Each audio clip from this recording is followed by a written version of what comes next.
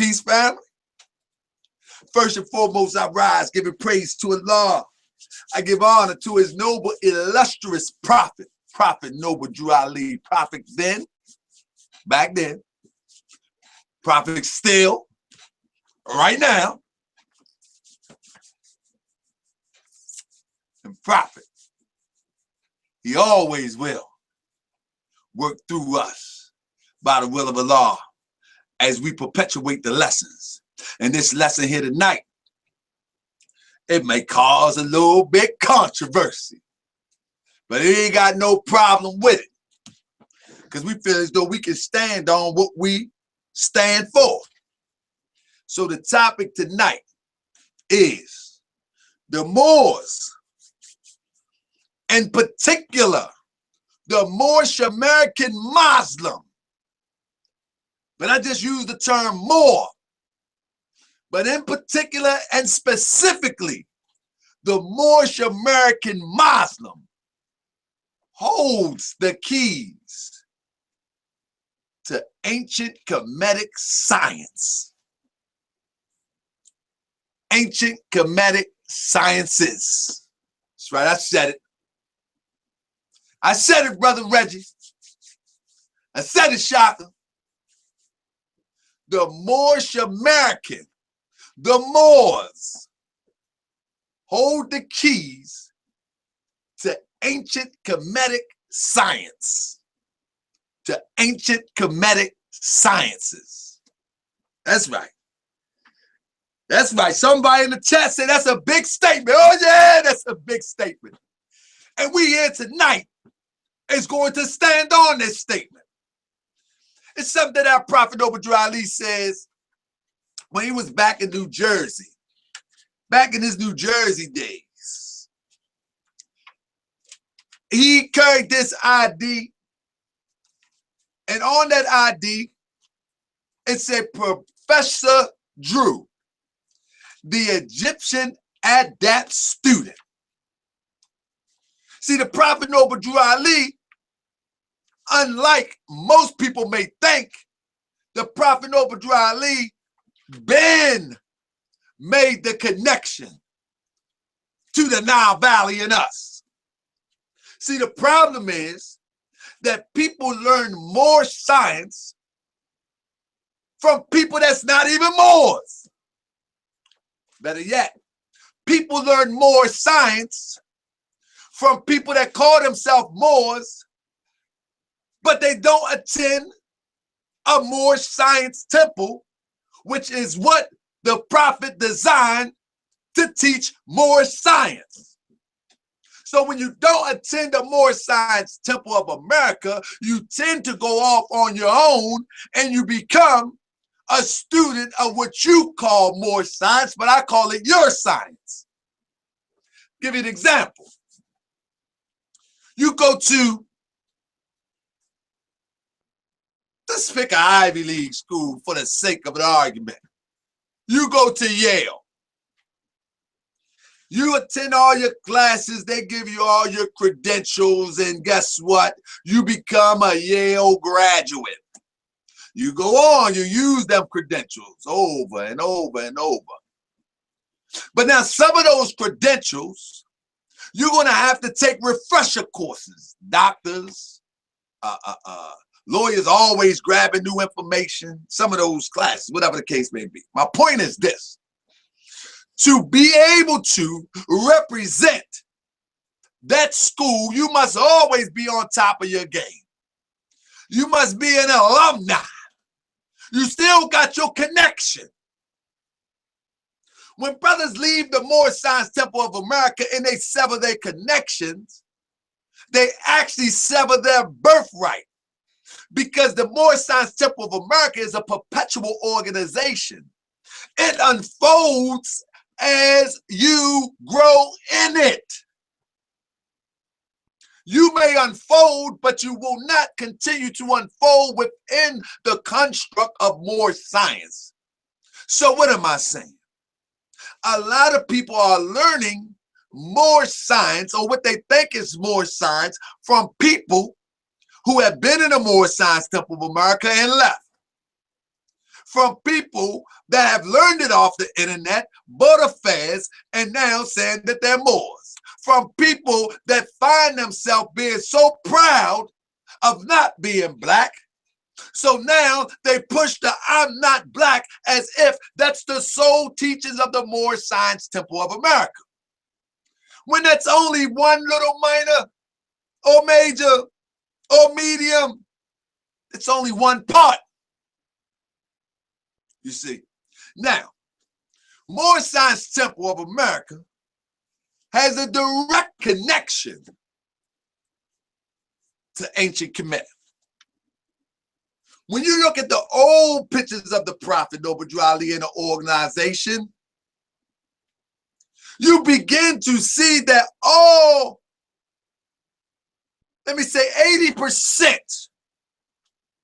wore what we will call, for the lack of another term, because I don't know the term off the top of my head, but the pharaonic headdress.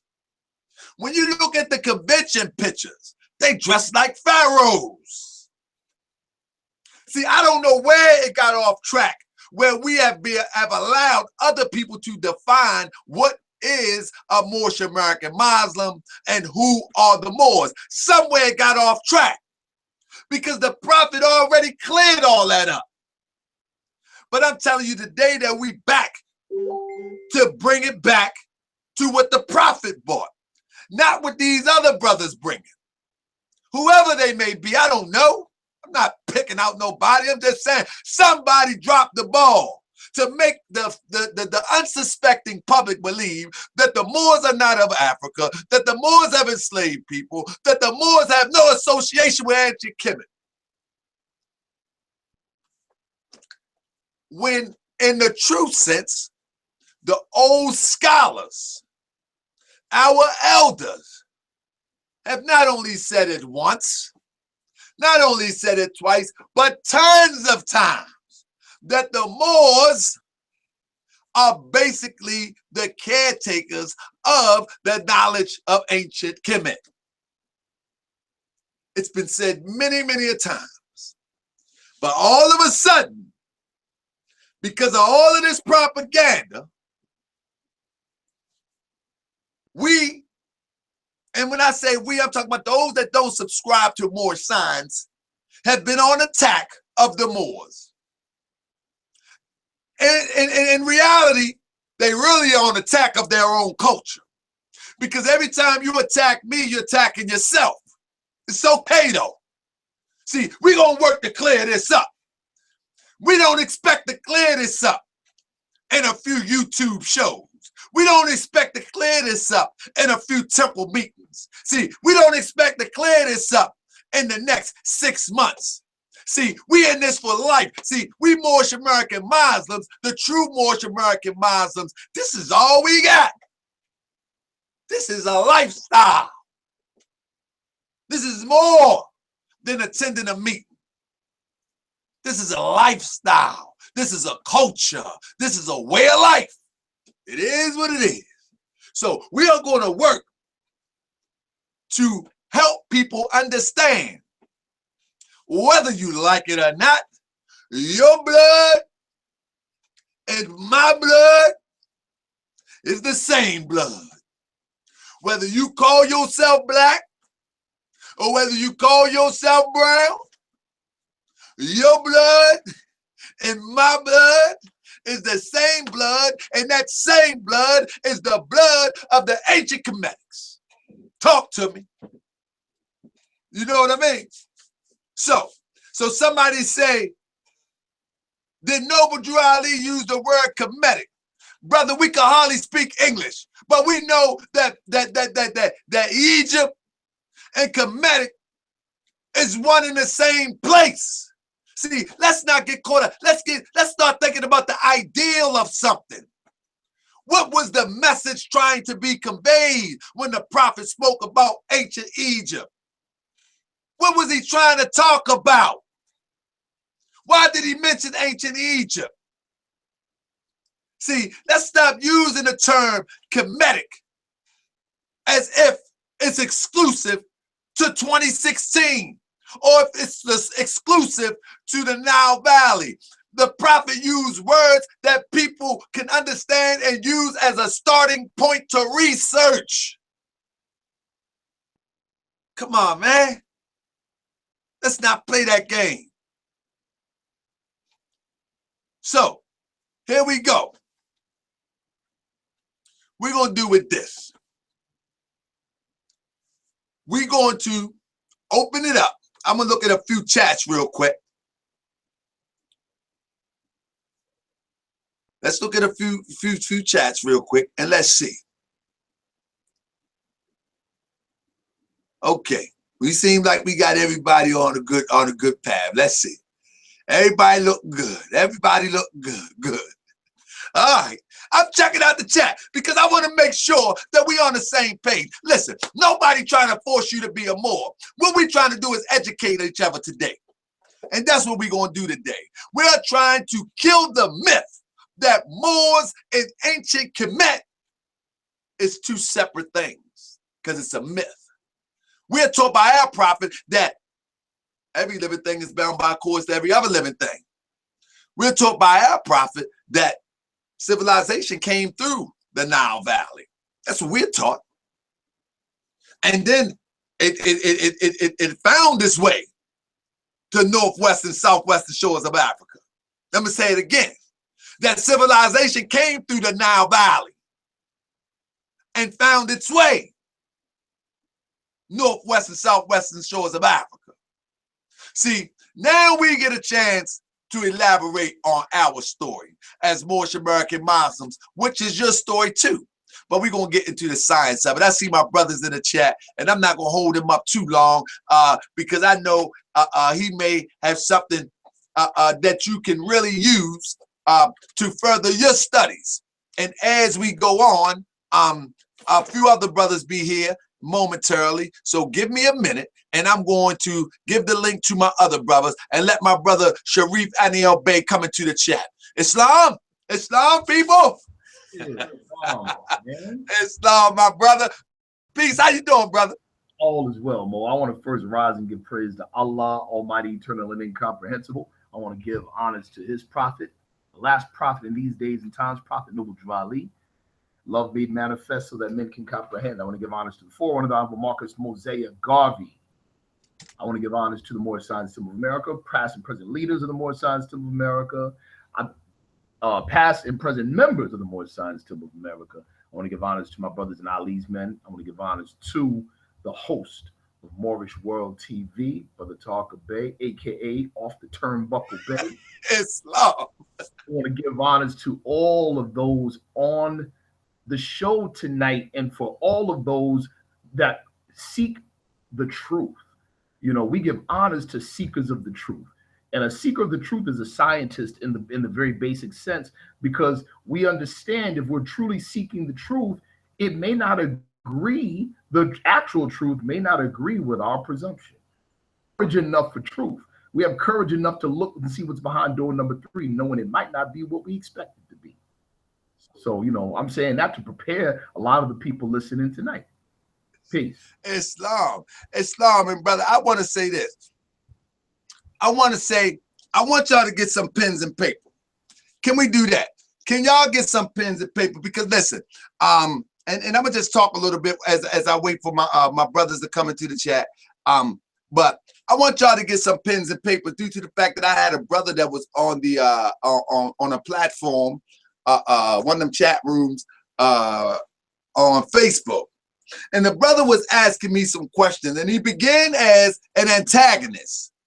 But as I begin to talk to him, I said, brother, I don't have time to argue with you. If you want to learn something, it's cool. He said, well, I already bust your head. I said, brother, I'm not a scholar, nor am I a shouting type of person to go back and forth with somebody, because nobody wins that way. But we can have a conversation. I'm a conversationalist type person. I like to conversate about some things. You know what I'm saying? And so me and the brother begin to talk back and forth, back and forth, back and forth. You know, it came down to the point where the brother just had a misunderstanding. So the last final thing that I did was, his question was, how can we disprove that that Shaka was not right about Allah and Allah?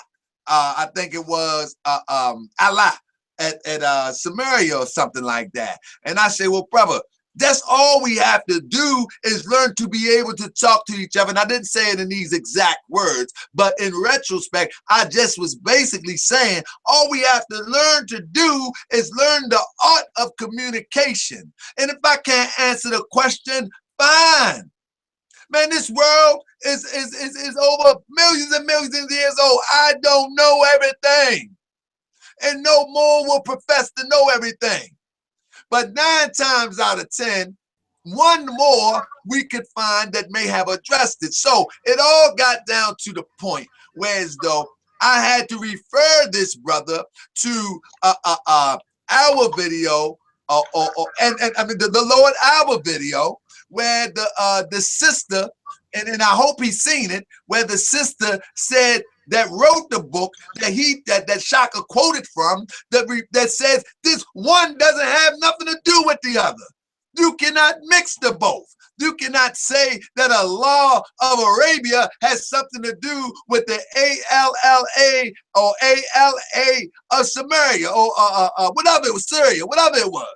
Not the author said this. Now, this brother used this author work to verify something that was untrue, and the author spoke out against it.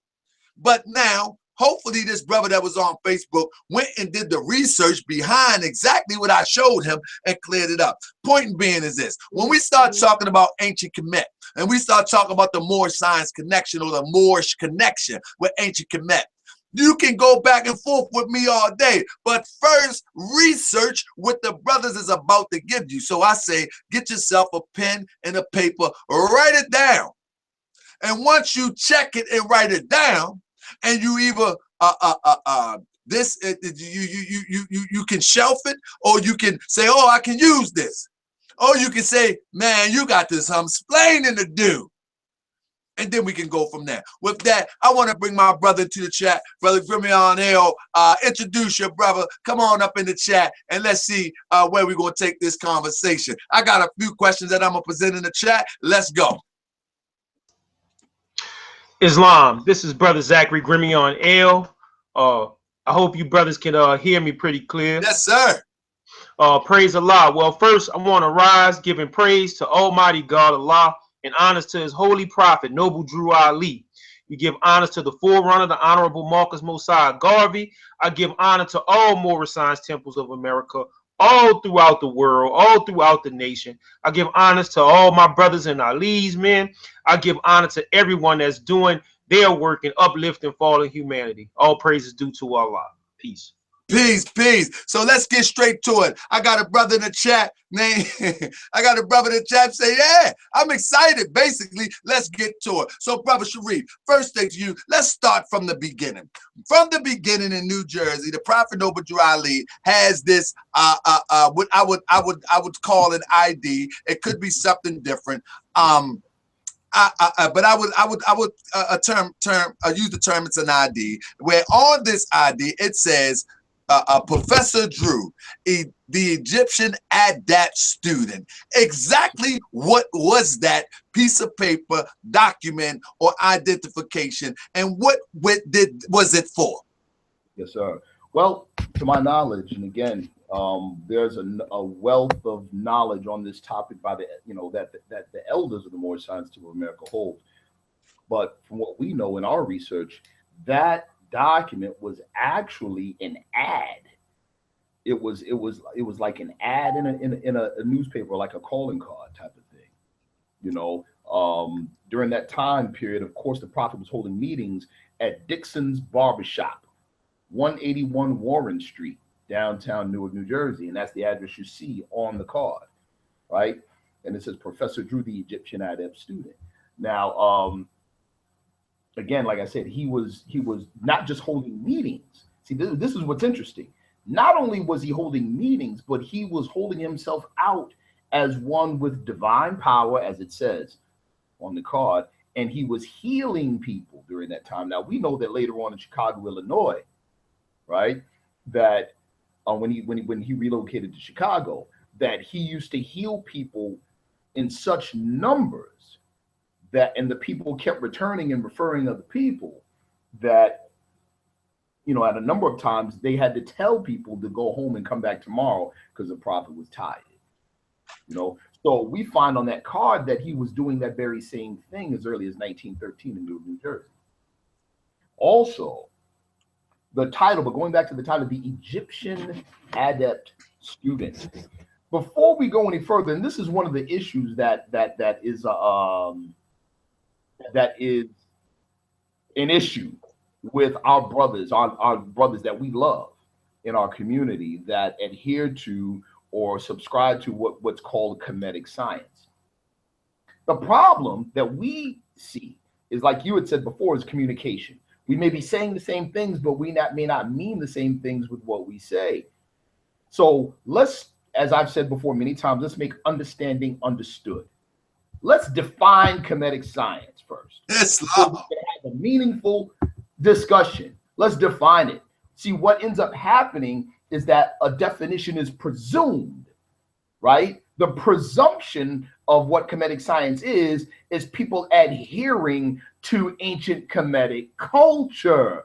I dress like the ancient Kemetic people. I speak like them. I take on an ancient Kemetic name.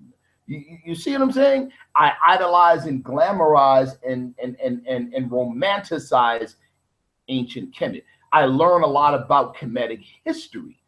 But let's be real, okay? Kemetic science defined is the study of the source of knowledge that directly influenced ancient Kemetic civilization. So Kemetic culture is not Kemetic science. Kemetic culture is a result of Kemetic science, okay? It's not Kemetic science itself. So we don't want to be, and I don't mean any disrespect at all. I don't mean any disrespect, but Kemetic science, okay, here we go. I don't mean any disrespect, but for us to say we're Kemetic scientists, but all we do is imitate and idolize the culture of ancient Kemet, it's no different than our brothers and sisters who call themselves Afrocentric, but still worship the same European ideal of Jesus, but they just put up an Asiatic face in the picture instead of Borgia's picture on the wall. It's the same thing. You see, brother, can you repeat that one more time, brother? That's pretty serious. I like that. Yes, sir, bro. Please, my brother. We're doing the same thing when we just put on the garb of what we believe, how we believe ancient Kemetic people dressed, or use the same language, or attempt to use the same language, or, you know, romanticize ancient Kemetic culture, or try to practice ancient Kemetic culture. I'm not saying there's anything wrong with it, but let's call it what it is. It's not Kemetic science. It's the outgrowth and product of Kemetic science. That science is the source of knowledge that influenced the culture. So that science is not confined to ancient Kemet. It's not confined to any particular culture. It can be used by any culture, and that culture will be shaped by the use of the science. Understand? Thus, the actual science shaped Kemetic or Egyptian culture. The science can be found within the culture, but the science is not the culture. Just to adopt the trappings and the appearance of the culture is no different than our people putting up what you would call a black Jesus on their wall and still practice the same principles and ideologies of the mythical Jesus that the Europeans invented in Rome 322 AD. You see what I'm saying? Yes, sir. So we have to find what it is. And so remember, science is the intellectual and practical activity that encompasses the systematic study of the structure and behavior of the physical and natural world through observation and experiment. So if we look at Kemetic science or Kemetic culture, if we look through it, if we can look through it to see the source of wisdom, the source of the wisdom that birthed it, then now we're touching on Kemetic science. And I'm just going to jump right into this. And I'll introduce it, and that's it, and I'll let my brother speak. The 7 liberal arts: grammar, rhetoric, logic, arithmetic, geometry, music, and astronomy.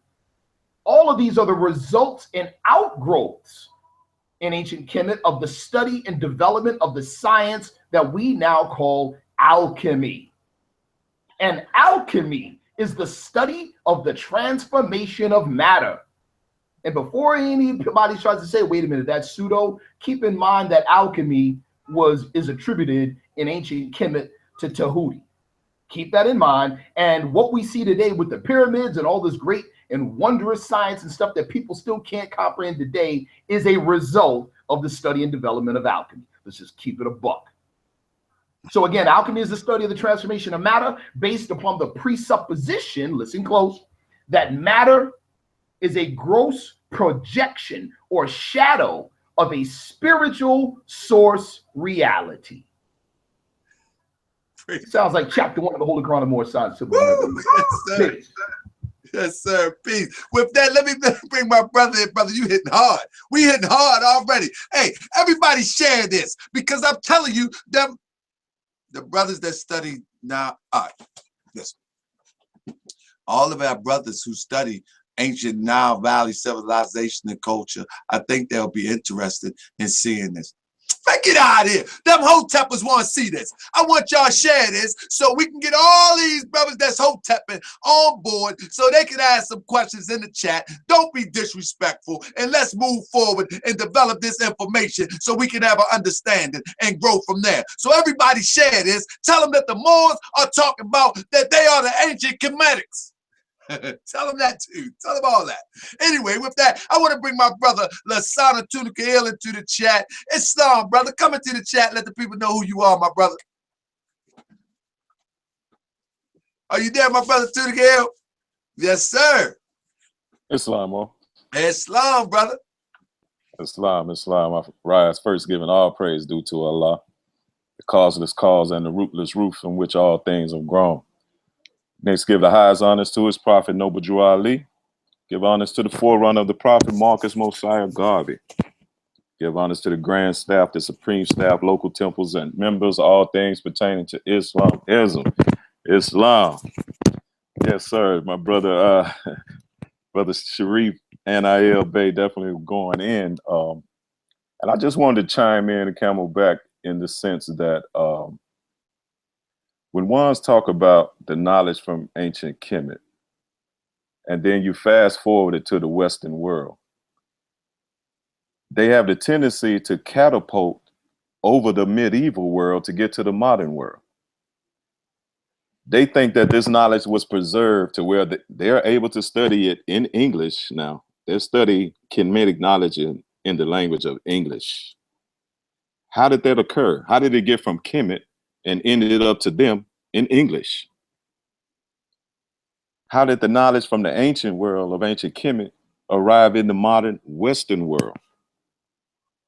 The answer to that question, of course, is Islam and the Moors, are the preservers of the ancient Kemetic knowledge that eventually brought that knowledge through the lens of their culture. As Brother Sharif mentioned, that particular scientific knowledge was flavored through the culture of ancient Kemet.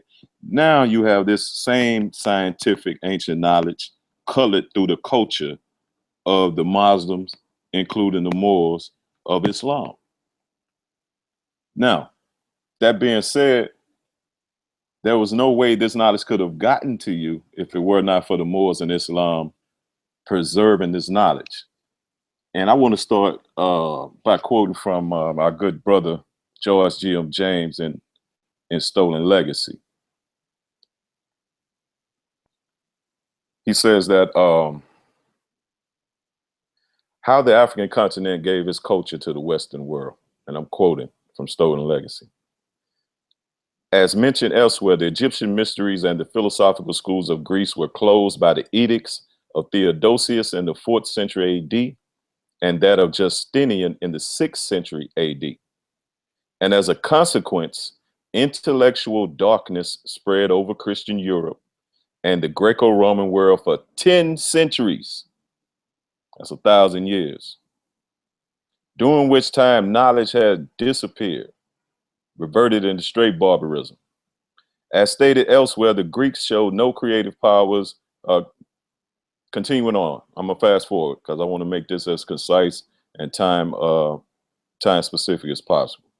During the Persian, Greek, and Roman invasions, large numbers of Egyptians fled not only to the desert and mountain regions, but also to adjacent lands in Africa, Arabia, and Asia Minor, where they lived and secretly developed the teachings which belong to their mystery system. In the 8th century AD, the Moors, in other words, i.e. natives of Mauritania in North Africa, invaded Spain and took with them the Egyptian culture which they had preserved. Knowledge in the ancient days was centralized, i.e. it belonged to a common parent and system, i.e. the wisdom teachings or mysteries of Egypt, which the Greeks used to call Sophia, right? So during these Persian, Roman, and Greek invasions, you have actual Egyptians, people of Kemet, fleeing to adjacent lands in Africa, Asia, and even Europe. Continue on. As such, the people of North Africa were the neighbors of the Egyptians and became the custodians of Egyptian culture, which they spread through considerable portions of Africa, Asia Minor, and Europe. During their occupation of Spain, the Moors displayed with considerable credit the grandeur of African culture and civilization. The schools and libraries which they established became famous throughout the medieval world. Science and learning were cultivated and taught. The schools of Cordova, Toledo, Seville, you know, all cars our old uncles used to drive, Sevilles, Cordova, Sevilles. And Saragossa attained such celebrity that they, like their parents, Egypt, attracted students from all parts of the Western world. And from them arose the most famous African professors that the world had known. And we're still ignorant of a lot of these the Western and Northwestern African Islamic scholars. I mean, the level that they attain in piety and scholarship will boggle the mind. They're still unknown by and large. So the point that we're making, that George G.M. James is making, that the ancient knowledge from Kemet, from Egypt, it was preserved by the Moors and Islam and brought into the Western world and gave foundation for the modern world. The Moors were the conduits between the ancient world and laid the foundation for the modern world that we have today. Islam? Islam. So, brother, real quick before I go to my brother Grimion L. Let's make this. I want to make it plain. Yes, and I think you made it very plain. You are saying that the Moors here today and the Moors of yesterday, just saying yesterday, the Moors of yesterday are those who used, or rather learned, the Kemetic sciences and spread it throughout the world. Is that what you're saying? That, and that some of them were actual descendants of Kemet. Because again, many of the Kemites, when the European invasions from the Greeks and the Romans, they fled Egypt and went and settled in other parts. So some of these Northwest Africans who identified as Moors, who are composed of many different tribes, Berber tribes, etc., that's classified in various ways.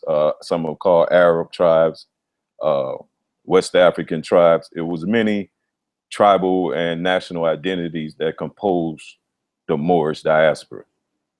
But some of them were actual descendants, primary and direct descendants of Kemet. So would it be safe to say, you know, what I'm trying to get to is that everybody want to come run from this Moorish identity, which we know that's who we are over here. We do, you and I, and the Moors on this panel, but everybody wants to run from this Moorish identity. Would it be safe to say that the Moorish identity and the Kemetic science and identity is weaved into each other? Some have the sciences and some actually have the real blood of the ancient Kemetics. Yes, sir. You can't separate it. Again, Exactly. how did that ancient knowledge get to the modern Western world? It was via Islam and the Moors. I mean, you can't. This is common knowledge in academia. Exactly. So it's scholastic suicide to try to deny the contribution of the Moorish Empire in the history of man on Earth.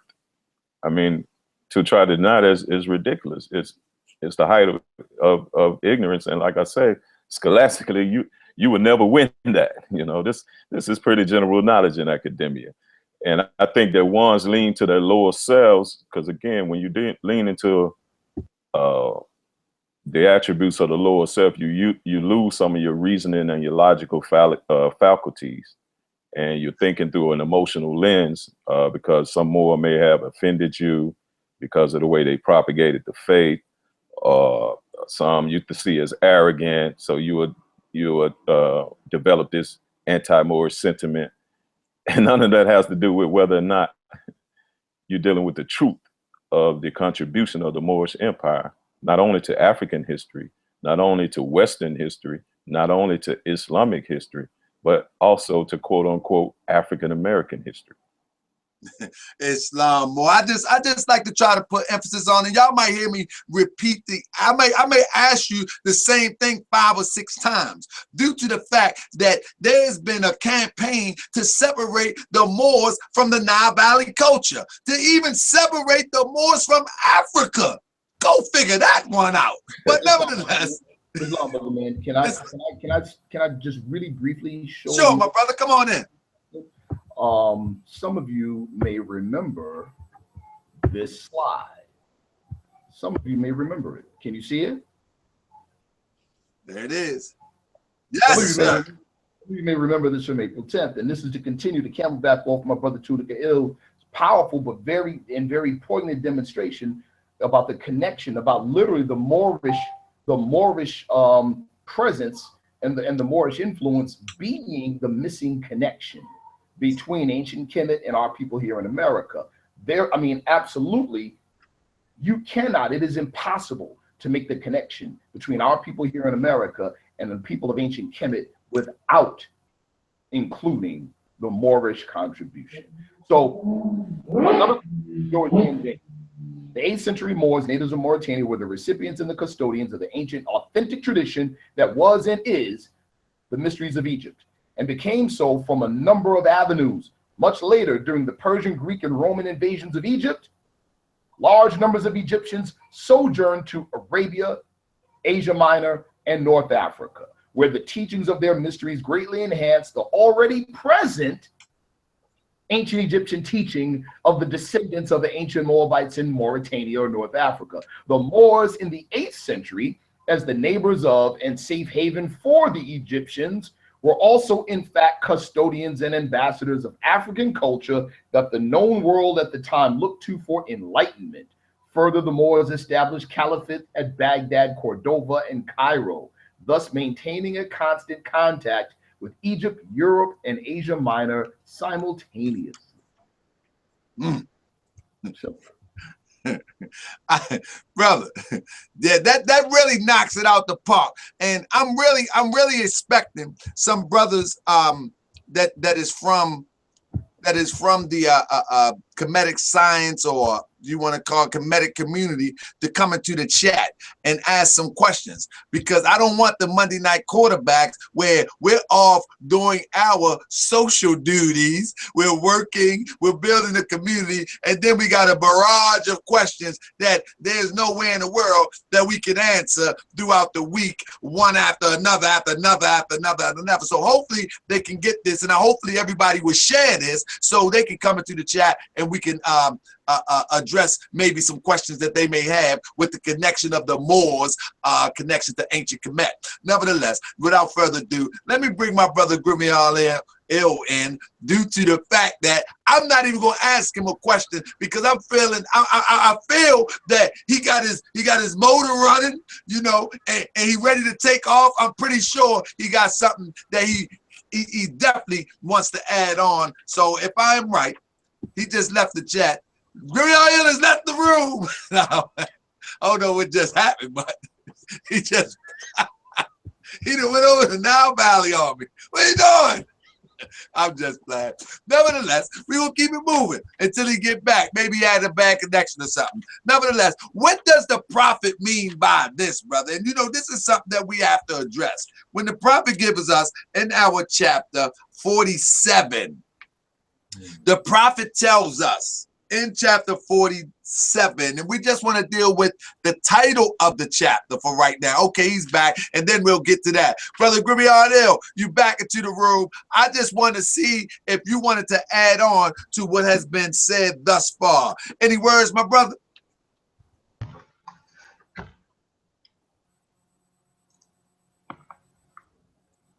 Can you hear me, my brother?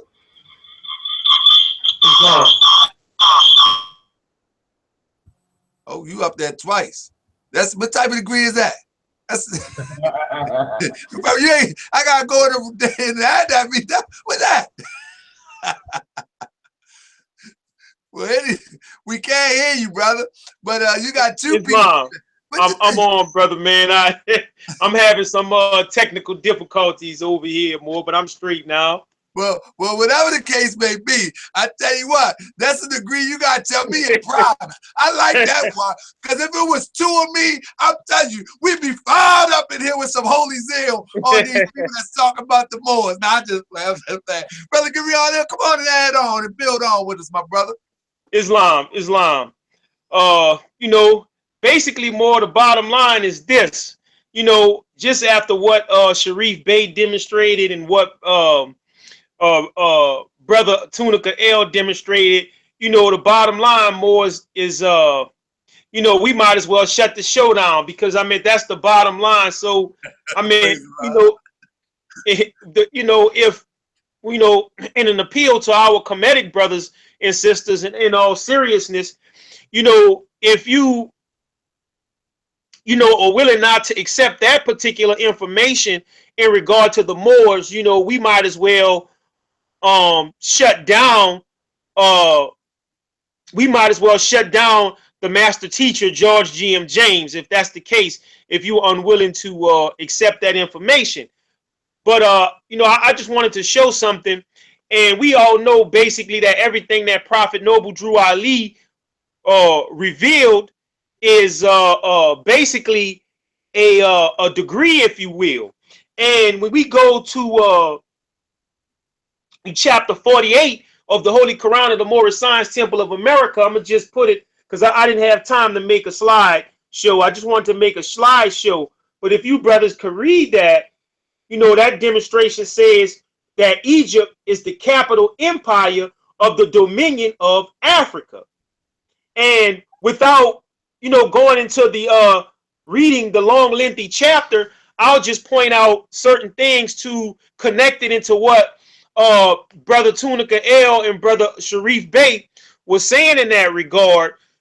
You know, one of the greatest points that brother Tunica L made was that, you know, these people, basically there were wars all around the old world, and many of these wars were Europeans on our people, and many of these wars were also other of our people, the Asiatics, on other Asiatics, if you will.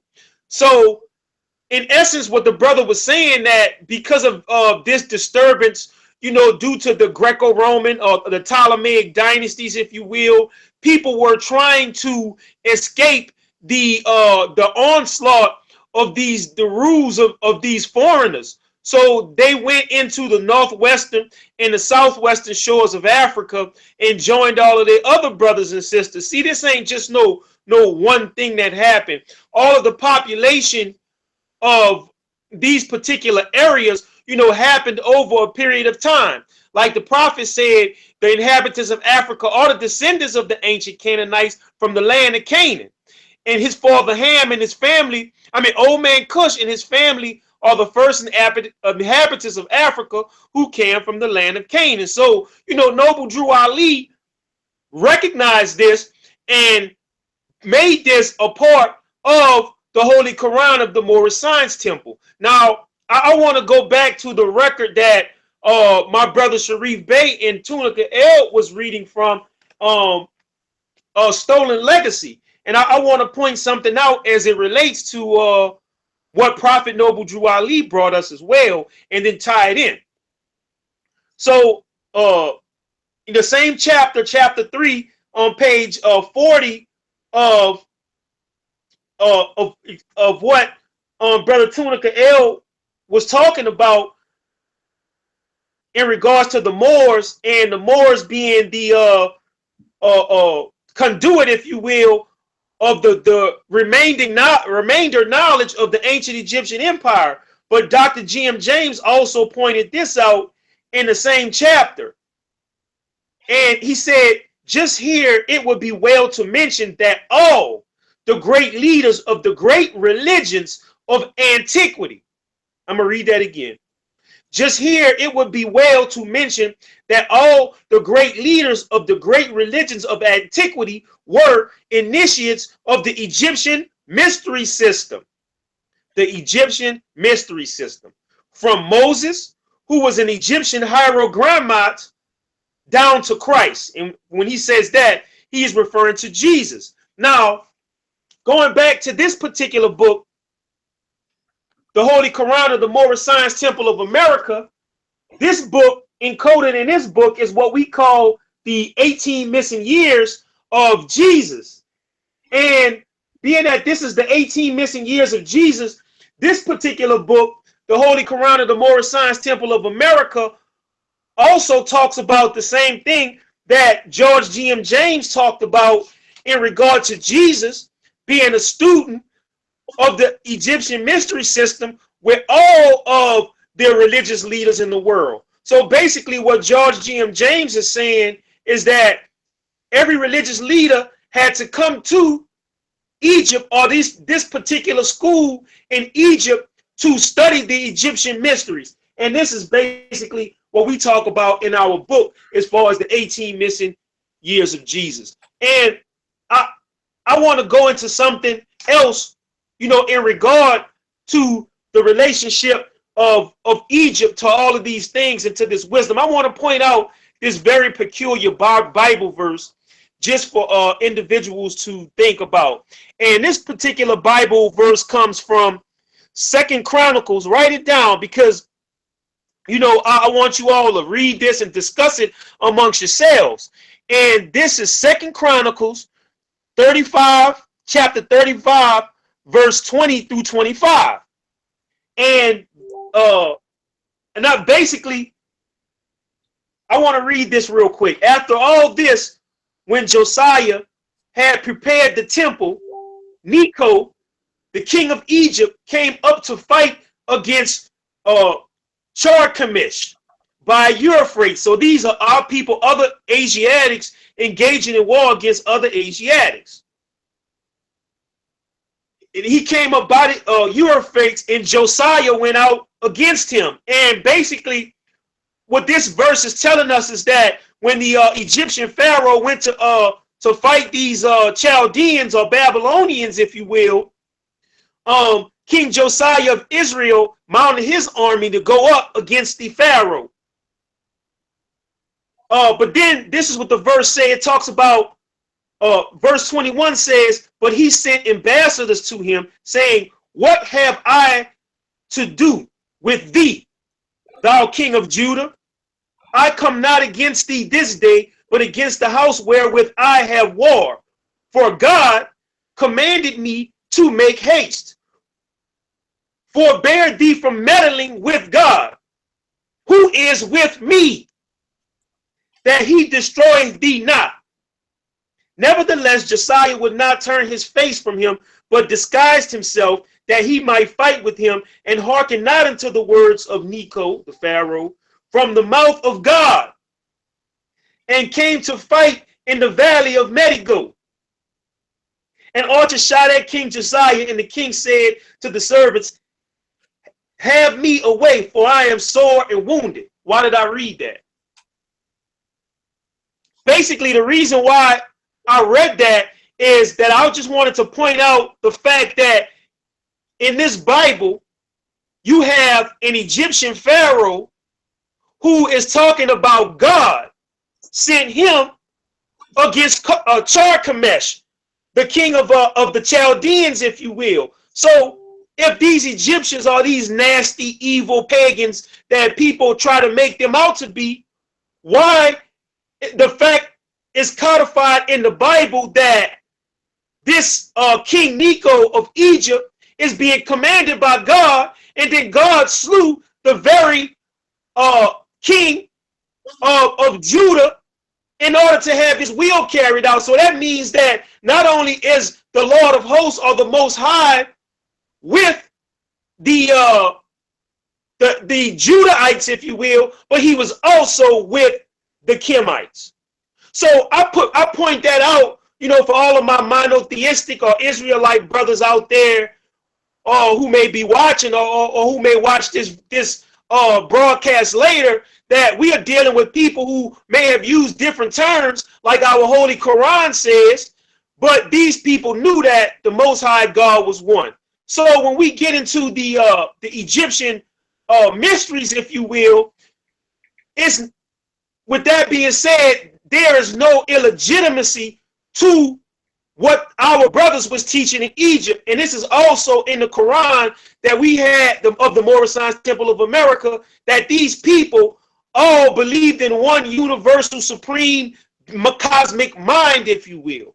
And I pointed that out so we could legitimize that, to show that it's no problem with Muslims, if you will, or people of the monotheistic faith studying the mysteries, because all of these particular teachers, if you will, come up out of the Egyptian mystery schools, as recorded by Brother George G.M. James. Now, we are relating the mystery schools to the Moors. And I won't take up too much time because I want my brothers to get some in too. But when we are relating the mystery system of the Egyptians, and Sharif Bey alluded to this as well, that when you are dealing with Egypt, and when you are dealing with this body of knowledge, you're not just talking about walking around with some unks on, or walking around with telling people, oh, yo, I know the metal netta, and all of that kind of stuff. You know, it's more than that when you are dealing with these mysteries. And coming back down to modern times, in dealing with the Prophet Noble Drew Ali and the founding of the Moorish Science Temple of America, what we have is the modern Egyptian mystery school in America with the Moors. Because when you look at this pamphlet that was compiled by Prophet Drew Ali, basically what you are looking at is the lessons of the Egyptian mystery system that Master Teacher George G.M. James was talking about in the book Stolen Legacy. And we have more than that as well, other books to verify the Prophet and what George G.M. James and my brothers are saying up here. But when you look at the back of the Holy Quran of the Moorish Science Temple of America, it says to know thyself and thy Father God Allah. And when you really get down to what the mysteries are the teachings of the ancient Egyptian schools, you can only sum it up to know thyself. And George G.M. James said this in the book, and all of these people of these different secret societies and schools know that to know thyself is the highest science. It's not to point out just the history, or, oh, this one was Egyptian, this one was so-called black, this one was so-called Kemite, or whatever. The real essence of this thing is not the body, and it's not even the soul, but it's the spirit and the part of Allah. And the essence of the mystery schools, which were carried on by the Moors, is not so much dogmatic in the sense of the letter, but It is about knowing thyself, and that is the highest form of mystery, is mastering this body and mastering this spirit and his soul that carried it. So that's what the Egyptian mystery schools was all about. Know thyself, and that's what Prophet Noble Drew Ali was telling us. So I'm gonna close out by saying these particular lessons are the basic lessons that people need to know to become productive and spiritual human beings. Islam, brother, and you touched on it quite a bit, but I was about to go through it when your feed shut down for a second. But I wanted the brothers to address where our Prophet Noble Drew Ali states that that Egypt, the capital empire of the Dominion of Africa. What exactly, Brother Sharif, if you want to touch this, what exactly is our prophet saying in that title itself? Sure. And this is the thing. And please, if you can, touch on maybe briefly why the prophet used the term Egypt and not Kemet. Correct. For our viewers. Sure. That one's pretty simple. He used, I mean, you're talking about a man that, you know, whether people realize it or not, we're Moorish American Muslims and we're members of the Moorish Science Temple of America, and we're almost weekly or daily in some respects uncovering things that the prophet had to have known as early as 1913 that we're just figuring out in 2016. So the man was smart enough, you know, to present to us what he presented to us, and we're still uncovering deeper and deeper knowledge.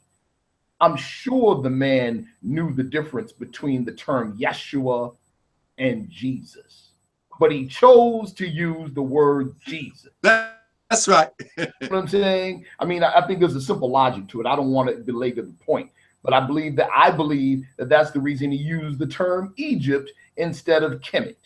You see what I'm saying? Okay, so now let's go to you know, the title, Egypt, the capital empire of the Dominion of Africa. Notice what he's saying, what he does not say. See, think about it. When we hear this is deep, bro. When we hear, especially us so-called conscious people and educated people, when we hear the word Egypt, we literally think the political, present political boundaries of the present day Egypt, which didn't exist prior to 1883. Think about that. You understand? So notice what it doesn't say. The prophet didn't say Egypt, the capital state, or you get it, of the continent of Africa. He didn't say that. But best believe that's how we're all thinking when we hear the words Egypt and Africa. We're thinking the continent of Africa, and we're thinking the present day Egypt. How about that? He says kingdom. He says Egypt, the capital empire. Let's define empire. An extensive group of states or countries under a single supreme authority. A group of states and countries under a single supreme authority. So that's what Egypt was in ancient time. Everybody research a man named, or research a location called Burroughs Cave, Burrows. Google it, smartphone it, I don't care. Burroughs Cave. You will be very interested in what you see. A particular man on a plot of land fell into a hole, turned out to be a tunnel. Followed the tunnel into an underground subterranean chamber, a series of them, where he found thousands of Egyptian and Phoenician artifacts in stone. Guess where he found it? Guess where Burroughs Cave is located? Southern Illinois near Chicago. Hey, but look it up. So anyway, Egypt, the capital empire of the Dominion of Africa. It says the Dominion of Africa. Let's define dominion. Dominion means the territory of a sovereign or a government. We find out later in that very same chapter, the Holy Quran of the Moorish Science Temple of America, instruction number 7. Their dominion and inhabitation, meaning where they ruled and where they domiciled, extended from Northeast and Southwest Africa, that's the continent, across the Great Atlantis even into the present North, South, and Central America, also the Atlantis Islands, before the great earthquake which caused the great Atlantic Ocean. That's what it says. I mean, there you go. So now you're getting a description of the extent of what? The dominion of Africa and the empire, which was what? Egypt. Let's take it to New York State for all you New Yorkers like myself. We could get a better idea when we bring it down to present terms or present, or the present condition. We could say Albany, the capital empire of the dominion of the state of New York. Get it? It's real simple. So the dominions of Africa, in which I showed also too, by the way, in the April 10th debate, shout out to my brother Kerry Alinde Il in Virginia, who supplied us the map. There's an actual map that we demonstrated, that we showed, that was drawn up by the Spaniards from older maps. I think it was in the 1590s this map was drawn up. That was one of the earliest maps of the Americas. And it called the Americas Dominion of Africa. That's what it did. That's what it said. So, when we look at that title, there's a lot in that title. See, here's another thing too, brother. People will read the words. And I'm not just talking about people not in the Moorish Science of America, but many of us in the organization and in the movement. We read Egypt, the capital empire, the dominion of Africa, but we don't know how to study. We don't know how. What are we doing? Like in chapter 12 of the Holy Quran of the Moorish Science Temple of America, we're in the wrong occupation. We're farming on land that on the surface is rocky and dry. We're in the wrong occupation. Instead of being a farmer, we need to be a miner. You understand what I'm saying? We need to dig deep, and we don't do that. So we just read the words, and we don't define the words we're reading to gain a deeper understanding of what's being conveyed. Peace. Peace. Islam. And like I said, what I'm trying to do, definitely what I'm trying to do is, let me get this right. What I'm trying to do is, I'm trying to show that you don't have to be so on the attack for Moors, against Moors, I want to say, because whether you like it or not, again, that's who you are. Hold up. I'm not buying you affairs, nor am I asking you to buy yourself affairs. But I want you to first understand, those in the chat that is here on this soil that we call North America, those male and female, grown, young, old, baby, your blood is my blood. We are the same people. If you want to be black, it's okay with me. I want to be Moorish. Cool. But what we're trying to do in this show is to show that whether you call yourself black or you proclaim your nationality and prescribe yourself the Moorish way of life, that the Kemetic of old is you today. That you are the possessors of the sciences. That through your DNA, it is you. That it has been passed down through generation after generation after generation after generation. It is you. It is me. I am not separate from you. So let's stop playing this game as if you Moors, or I've never heard a Moor say you blacks, because we know we the same people. So let's stop playing this game and say, y'all Moors. It's you. It's us. We are one people. Now let's see how we make this connection. So if you don't like the term Moor, at least be smart enough to listen to the information that shows your connection to Ancient Kemet. Because if you take the title Moor off of what these brothers are saying, you'll see he's talking about you. Correct. We're talking about you. Yes, sir. That's right. So let's not confuse ourselves and keep on saying you Moors. Now you want to claim Kemet. Kemet is yours. Kemet is mine. Let's stop the division as it relates to trying to call me a Moor as if I'm separate from the people who has the knowledge of Kemet and who it was given to and passed down through by DNA. Islam, brother. Can I touch on Come everything? on in, my brother. There's a book that this European researcher or anthropologist by the name, I believe her name is Mary Lefkowitz. The book is called Not Out of Africa. And she goes in on Afrocentric thinking and goes in on the Afrocentrists as it relates to our people being connected to Egypt. And she bashes them. But the reason why she's able to bash them is because of what we're talking about now. They don't know.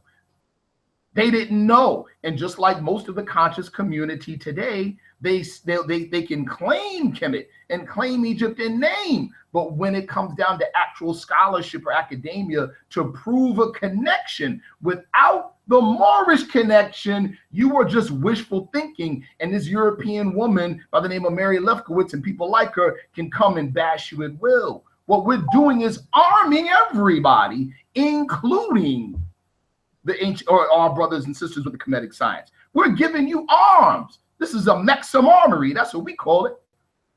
We're giving you the arms, you know, but you're going to throw away powerful tools for your own self-identification and your birthright connection just because it's coming from Moors?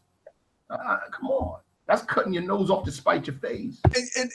And brother, to add on real quick before I go to my brother Tunagail, to add on real quick, you know, a lot of these brothers that profess and claim to be a part of the Kemetic science or Nile Valley community, there is no way that they connect themselves directly to the community. They connect themselves to the information which they think is paramount. However, they have a real DNA connection. And it's through the Moors where we make the connection. Don't call yourself Moor. Fine. But know your bloodline. Call yourself what you want. But would you rather say, I subscribe to Kemetic science, or would you rather say, I am a Kemetian? What do you want to do? I'd rather say, you know what? I am of the Kemetic people, and I am the one who was to propagate and push the sciences to the next level. It was designed like that. So with that, my brother Tunagail, anything you want to add on to this conversation, brother? We building now, brother. Islam. I also think that, you know, there's such a tendency to go way back to Kemet. Of course, they built pyramids, you know, and everybody wanted to claim to be, even though pyramids are found all over the world, Central South America, China, etc. But I think it was a particular ignorance of the history of West Africa. And there still is, particularly in West African Islam, and the greatness of those societies that was built in West Africa. You know, they mention Songhai, but they don't mention that Songhai was Muslims. So they want to pick and choose which ones they want to claim to protect a particular narrative that they have that they are committed to, basically. And again, that kind of logically, it's a kind of Swiss cheese type of logically to have very lot of holes in it that's easily filled with general academia on the subject, which are the Moors are one of the major contributors to civilizations in the history of the earth.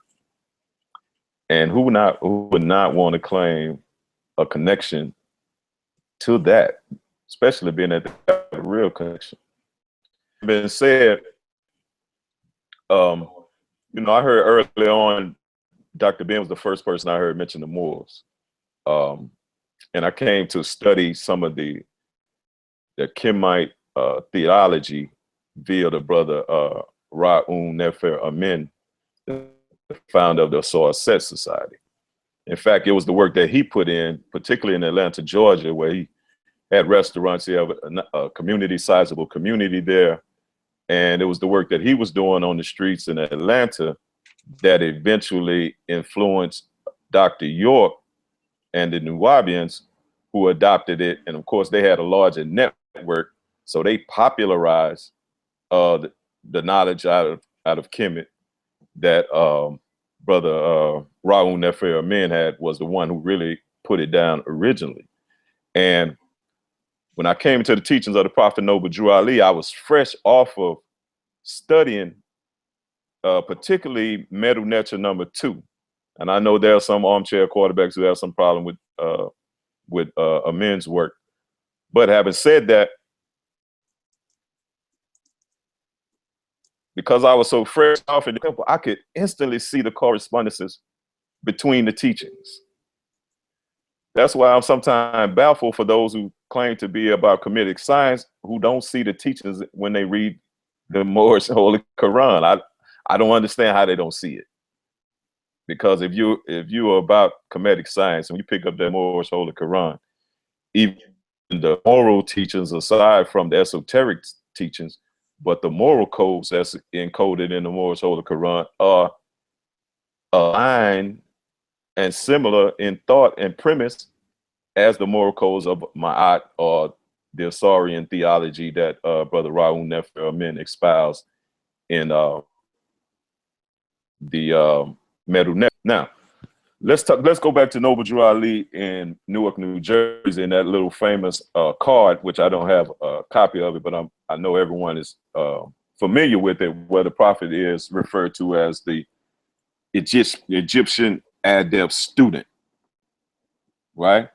So being a student, he was learning from whomever these Egyptian teachers were.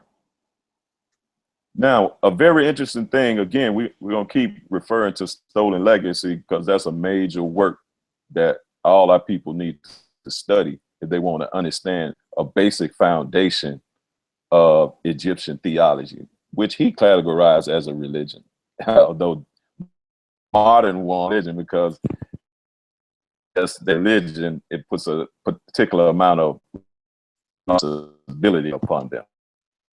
Nobody wants responsibilities, and they try to say that Kemetic thought is not religion. That's exactly what it is.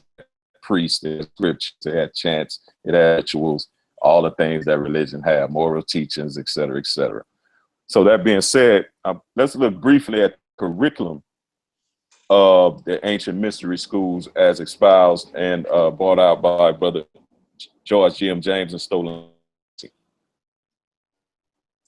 He said the curriculum of the Egyptian mystery system consisted of the following subjects: the 7, which formed the foundation, near the grammar, dialect,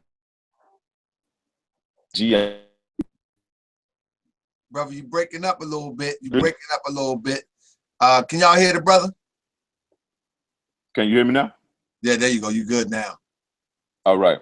So the first one is 7 liberal arts. The second one is the science of the 42 books of Hermes.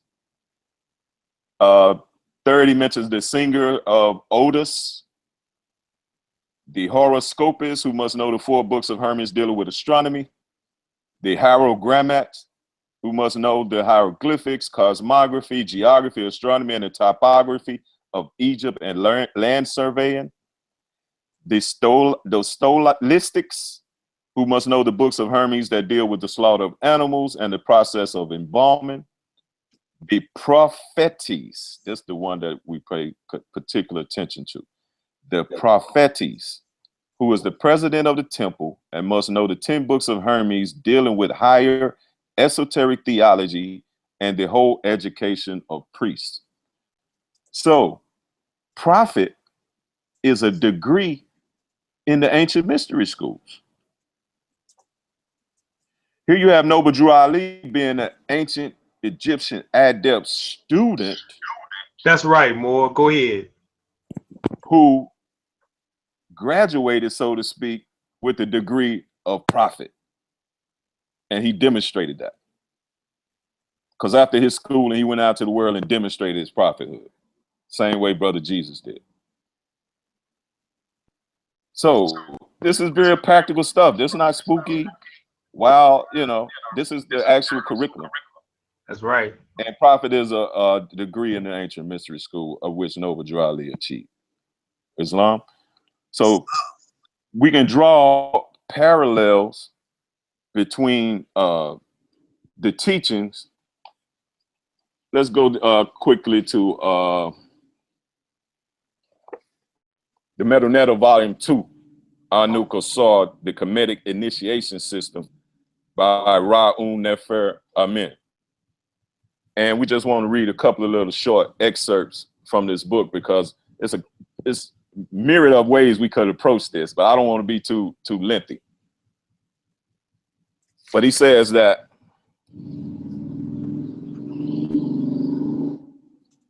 Asar, the fully developed and perfect man. Remember that, right? He say we must understand that the true meaning of perfection is to be complete. Only when you have a means of identifying all the parts making up man, such as the tree of life, can you accurately speak of perfection. In the Asar man, all spheres are fully awakened and developed. The chief faculties of the Asar man. It says that as a result of being able to repeatedly bring his or her consciousness to the subjective realm, the Asar man is able to realize two of the most important facts of life. The first is that the continuity of consciousness that you experience as yourself is immaterial. It sees, but cannot be seen itself. It hears, but cannot be heard itself, and so on. This essential aspect of the self has been symbolized as Amen, A-M-E-N, and Atem, A-T-E-M, in the Kemetic tradition, and its corresponding state as Seku Hetepu. The other is that the energy basis of the body, mind, and spirit is essentially unconditioned and inactive. This is the realization of the new state of our energy matter. There is not a single emotional or sensual manifestation that is intrinsic to our being. Hence, the Asar man is free of all emotional coercion and temptation. Dislikes, limitation, and inclinations to divine his personality. He is free to respond in any situation with the appropriate response. That is why Asar is depicted as a mummy. He is incorruptible. A great bonus is the transcendent of the quest for happiness through accomplishment and acquisitions. The unshakable peace that is experienced at this level totally obliterates the tensions generated by the animal division of the spirit that we seek to resolve under the guise of happiness. Out of this impermanence of the essential state of being comes the realization of one's infinite ability to achieve. There is no different from the school of positive thinking that encourages such belief in people who identify with the limited parts. What he's saying, that's this higher part of ourselves that's beyond all the emotional trappings. It's a blissful, peaceful state that can be achieved, and this is described as the Asar man. Now, let's go to one of the well-known philosophers known as Ibn Arabi. Now, Ibn Arabi, or Arabi, he was actually born in Moorish Spain. Hence, he's one of the greatest Moorish philosophers that ever lived, that ones are still studying in the Sufi traditions, etc. And he also spoke on this idea of the perfect man. I wish I could put it up here for y'all. Let me see if I can right quick.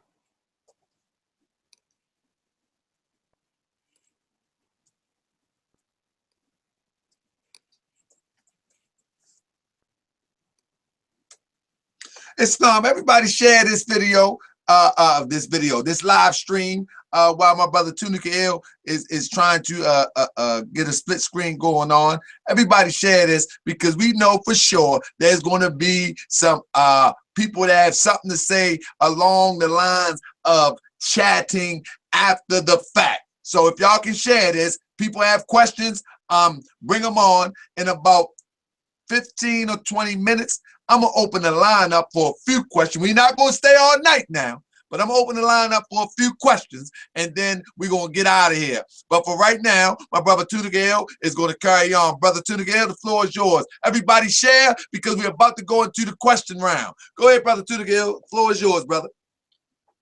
All right. So what I'm doing is I've already given you an excerpt of Brother Raoul Nefer Amin's breakdown of the Asar man and this idea of man in the Kemetic theology achieving perfection, and this perfection being called the Asar man, right? Now, so that's the Kemetic view, one view of the Kemetic theology. Now I'm bringing you into Moorish Spain with Ibn Arabi, who was born there, who was speaking on this same idea, the same Kemetic idea of the perfect man expressed in his way. He says, as the model of human possibility, perfect man represents the individual who has traversed the circle of existence, reached two bowls and returned to his origin, the reality of realities. Standing in the station of no station, he is not he, not he. Eternal, newly arrived, infinite, finite. He alone functions as God's vicegerent, Khalifa, or representative, the intermediary between God and creation, which is precisely the role for which the album was created. Quote, the true man is the barzakh between necessity and possibility, the mirror that brings together in its essence and level the attributes and properties of eternity and new arrival. He is the intermediary between the real and creation. Were it not for him and the fact that he acts as a barzakh, no different from the two sides, nothing of the cosmos would receive the divine energy, unitary fusion, because of the lack of correspondence, respondence, and interrelationship. Now, what is he saying? And how do we have the correspondence of that in the Prophet Noble Drew Ali's teaching? First of all, if we go to the Quran questions of the Holy Quran, the Quran questions for Moorish Americans. The question is asked, key 70, what is the higher self? The higher self is the mother of the virtues and the harmonies of life and breeds justice, mercy, love, and right. Can the higher self pass away? No. Why? Because it is Allah in man. So this state of Asar, this state of perfect man, this state of Allah in man, that's an ideal that Kemetic theology, Islamic Sufism, the teachings of the Prophet Noble Drew Ali, via the Moorish Science Temple of America, is an ideal that these teachings are imparted for everyone to achieve that state via the proper discipline and following the roadmap of the teachings. I can go into much more details, but let me just read from the first chapter of the Holy Quran of the Moorish Science Temple of America, where he says, so spirit man, as seed of Allah, held deep within himself the attributes of every part of Allah. Also, he said that man cannot die. The spirit man is one with Allah, and while Allah lives, man cannot die. When man has conquered every foe upon the plane of soul, the sea would have fully opened out, still have unfolded into the holy breath. The garb of soul will have served its purpose well, and man will need it nevermore, and it will pass and be no more. Man would then attain unto the blessedness of perfectness and at one with Allah.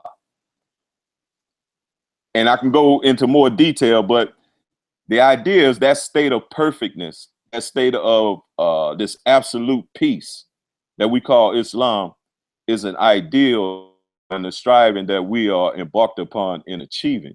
And it's the same teachings in principle that Noble Drew Ali gave the Moorish American Muslims that the ancient Kemites taught.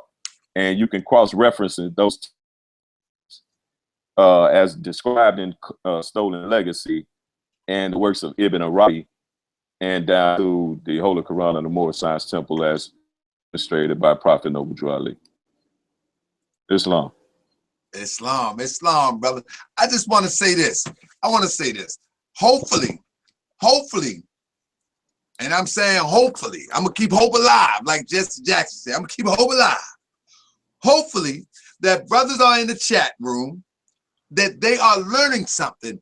I hope that they are taking notes, because brothers have named books, brothers have references, brothers are just not talking. I just do the talking. Let's be clear. I do the talking. I'm the host. These brothers are bringing you references and they point you in the direction. We can argue all day back and forth about we black, we Moor, I'm Moor, you black, black court signs mean death, white mean per mean rule. We do this all day long. Brothers are giving you references. Write them down, use them, Google them. And I'm telling you, this is not going to be a Wikipedia search. I'm just saying, you know, you can walk around with a ponytail all you want. That don't make that you understand the Kemetic Sciences. That means that you read a few books, somebody said you're smart, and now you're running around thinking that you are an ancient Egyptian Kemite or Cometian. The clothes don't make you Kemetic. The information that you have doesn't make you Kemetic. One of the statements that my brother Grimial Hills talk about is talking about know thyself. And brother Tunica demonstrated basically almost the same thing to the letter. So what really makes you appear, let me say it like this, what shows that you understand Kemetic science, for one, your character will bring out this infinite wisdom that comes out of Kemetic sciences, the infinite wisdom that comes out of Medunetia. See, these sciences don't make you look at people and say, there's some dumb motherfuckers. That the sciences don't make you do that. They don't make you do that. And I didn't cuss, so don't you ever even say that. I don't use that type of language. Anyway, you know, these sciences do not make you say things and act in such a way that I can't bring you around my child. See, these sciences is the science that let me say it, that our ancient ancestor Jesus had to learn. And I'm using the term Jesus because that's what people know him by. That's what they called him in this era time. But this is the sciences that he had to learn to become the man that he came to be. And he was the God man. He came and he showed that he was the God man. Elijah Muhammad says that this quote unquote black man is the maker, the owner, the cream of the planet Earth, father civilization, God of the universe. Jesus came and demonstrated the God-man degree. How dare you say that this ain't our ancestor? What Jesus are you talking about? He learned it out of ancient Kemetic sciences. And that's what the Moors are learning. And that's what we are trying to teach you. But you're so quick to try to fight. You're so quick to try to knuckle up. Instead of learning something, we are the same people. I'm going to say it quite a few times. We're the same people. So let's move forward and understand what our ancient ancestors are trying to tell us.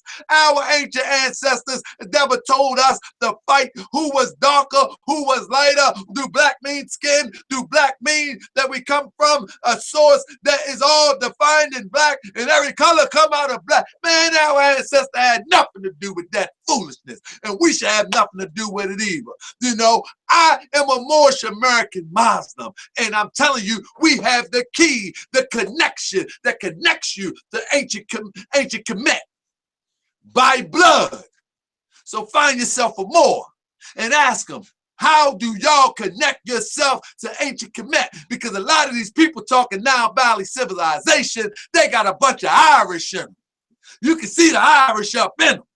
Oh yeah, the Irish just flowing through their brain. Oh my goodness. And you wonder why they cuss out Moors. You wonder why they say Moors are crazy. You wonder why they talk about our national headdress. You know, because guess what? That European is coming out of them real heavy. But I'm telling you now, we are the ancient Cometians. And you are. Whether you call yourself a Moor or not, with that being said, my brother Grivion, brother, come into the chat and add on, brother. And then we're going to move real quick. I want to let a few people call in because the people always got to hit me hard. I see Brother Tahaka May scared. He won't even open up the lines. I'm scared to death. I'm telling you, I'm scared. I'm scared. You got me. Stop playing with me. We're going to open up the line and we're going to talk about it. But you can't be long-winded. See, we don't have all night for this. Islam. By the Moorish Science Temple of America. By the Moorish Science Temple of America. Talk to an adept. Talk to a brother that been around. Talk to a brother that just studied and he ain't even tripping about being adept. Because see, we got a story about John where he was a man of the hills. He wore skins on his body. He ate some stuff in the wild. See, he didn't even want to be seen till it was time. See, you got to go to the temple and find them. See, you ain't seen no Moors in a long time until Ali's men come about. See, Ali's men is the Moor you've been waiting for. You know what I mean? And so you haven't seen Moors in a long time. But we've been around. Yeah, we've been in the hills. Yeah, we've been teaching. You know what I mean? We didn't tarry long on the coast. You understand? But now we here. And we're saying that if you have a question, pose the question. Let's stop being antagonistic so we can learn and grow. Because the bottom line is this. Let me tell you something. The bottom line is this. When you learn true Kemetic sciences, the power of an equal thought can change our community overnight.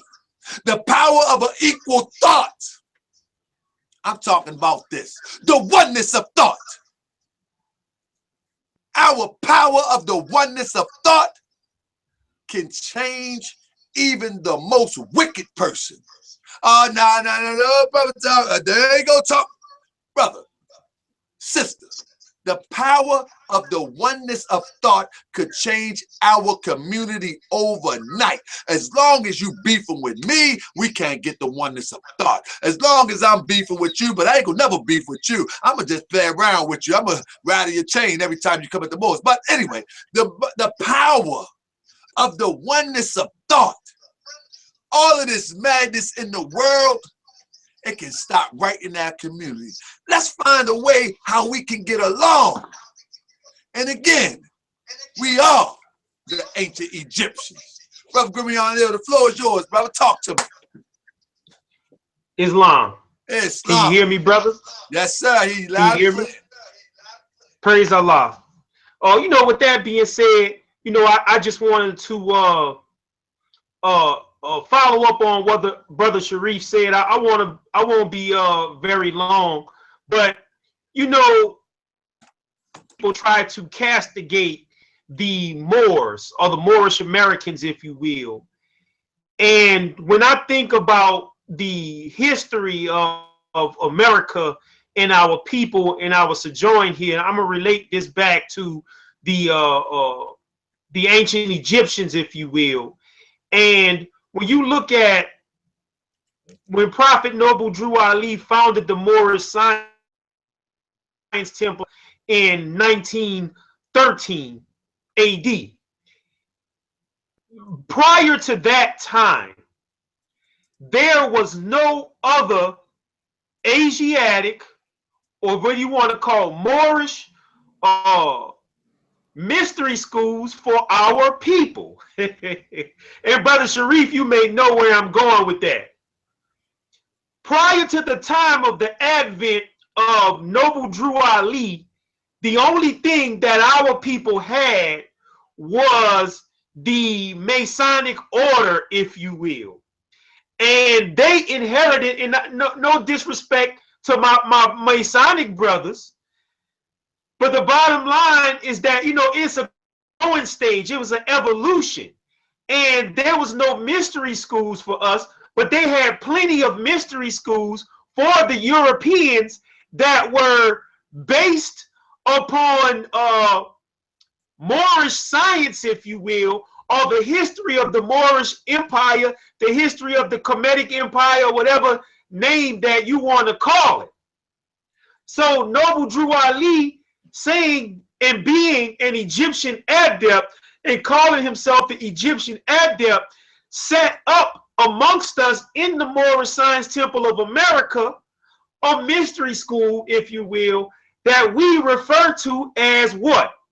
The adept chamber of the Moorish Science Temple of America, and gave us our own ancient African symbolism in our own ancient African teachings to display that. Now I want to go into something else real quick because I don't want to take too much of the time. You know, we can go into this all night. I have this book here, and this book is entitled Ancient Canaan and Israel in Ancient Times, if you can see it. And with that being said, I want to show you all the facial features of these Canaanites that went into Egypt. So I hope that you all can see this. I'm going to try to put it up. These are Canaanites. Now, if you put this picture up to some of the Nubian inscriptions of phenotypes and the Egyptian descriptions or carvings, rather, of the phenotypes, you'll see that these Canaanites are no different than the racial types of the ancient Egyptians. So what you're dealing with is the brothers of the ancient Kemetic Empire. And when you read this book, you'll understand the relationship between Canaan and Egypt. And it wasn't always a friendly relationship, but in this book, you'll see that when you read the Amarna letters of Pharaoh Amenophis the Fourth, if you will, or who they call Akhenaten, or who called himself Akhenaten, and Aten wasn't the god that he made up, because if you read the Egyptian literature of the papyrus, you'll see that they was worshiping Aten way back in the beginning of the 18th dynasty. Now, I'm saying these things for a reason. Now, in this particular picture that I showed in this book, this was Canaanites, and the description reads, the Canaanite headsmen adore the king at the Jubilee of Akhenaten, the Jubilee Temple of Akhenaten at Thebes in the early 14th century BC. So I'm saying that to say that this is how these Canaanites and these Egyptians had relationships, if you will, whereas in these books, you'll see that the Egyptians, these Canaanites were such masters. Now, you want to talk about master masons, don't get nervous, my brothers, but if you want to talk about master masons, in this book, it described that Pharaoh Akhenaten transplanted entire communities of Canaanites into ancient Egypt to build the pyramids. It's in this book. They were master builders. That is the relationship of Canaanites, of our people to Egypt. If you don't believe me, go get the book. One more thing I want to address real quick, because I know my brother Sharif Bey have some degrees that he want to drop. In this particular book, and brother, I saw Brother Hopkins' Bay video. He touched on this a little bit in his lecture, What Does More Mean, if I'm not mistaken. And he touched on it, but I want to talk about the word Morocco and how Morocco has its relationship to Egypt. And in this demonstration, this is page, and you can't deny this book, because all of the so-called Afrocentric scholars who talk about ancient Egypt, they have to, if you will, in some form or fashion, quote Gerald Massey. And this is the Book of Beginnings by Gerald Massey. And we're talking about the Moors being the custodians of the ancient Egyptian and our perpetual relationship. Where do I go from here? So this is page 590 of A Book of Beginnings by Gerald Massey. The first lower and upper were north and south, but the Maori or the Maru is north and west, and this is keeping with the May or north and the Ru as the horizon west. Miro in Ethiopia, which is the demarcation line, of course. Miro in Ethiopia was due north from the equator, but reckoning from Central Africa, from the Habesh or Abyssinia, we shall find the land of the ancient Maori or Mauritania, howsoever the district was bounded at the different times, was always to the northwest of our center, which travels from the equator down to Lower Egypt. We thus have a Maori for the country Northwest Africa. Remember the prophecy, Northwest and Southwest Africa. So the country Northwest in Africa answering to the Maori name of the Northwest Maru. This shifts the duality of Mehru or Miru from the north and south to the north. South to north and west, just as it was shifted when the hinder parts was called Keft, as a place going down instead of north. Now listen to this, brethren and sisters out there. This name for a land lying northwest of the African center, always reckoning from the south, would deposit names of the Maori land or Morica, a duplicated form, and Morocco, as the Maori or Moors went further north into Spain or Zephon. So I just wanted to read that real quick, just to show that, you know, Morocco wasn't, or ancient Morocco, if you will, wasn't a blip in the map of our people. So all of this stuff is tied in. It's Negroes. It's Ethiopia. When I say Ethiopian, I'm not talking about the nationality. I'm talking about it's the separation or the demarcation line. It's these brothers out here who hate us that are playing Ethiopia, if you will, meaning they are playing separation. When the prophet in his chapter 48, he related all these people that all the brothers talked about.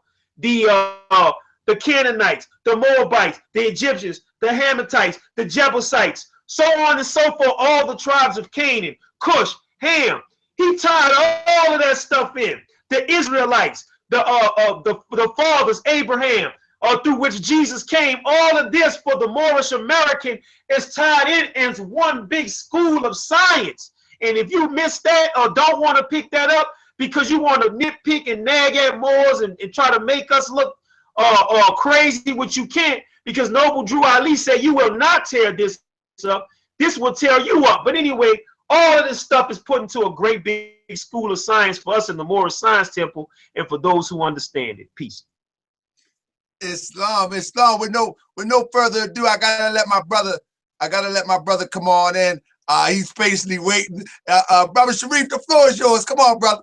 Yes, sir. I mean, wow, that's a hard act to follow, man. But brother Grimion Hill came with, like, I don't know, Mo. You come with that elbow flying off the turnbuckle. Came with the off the top. Islam.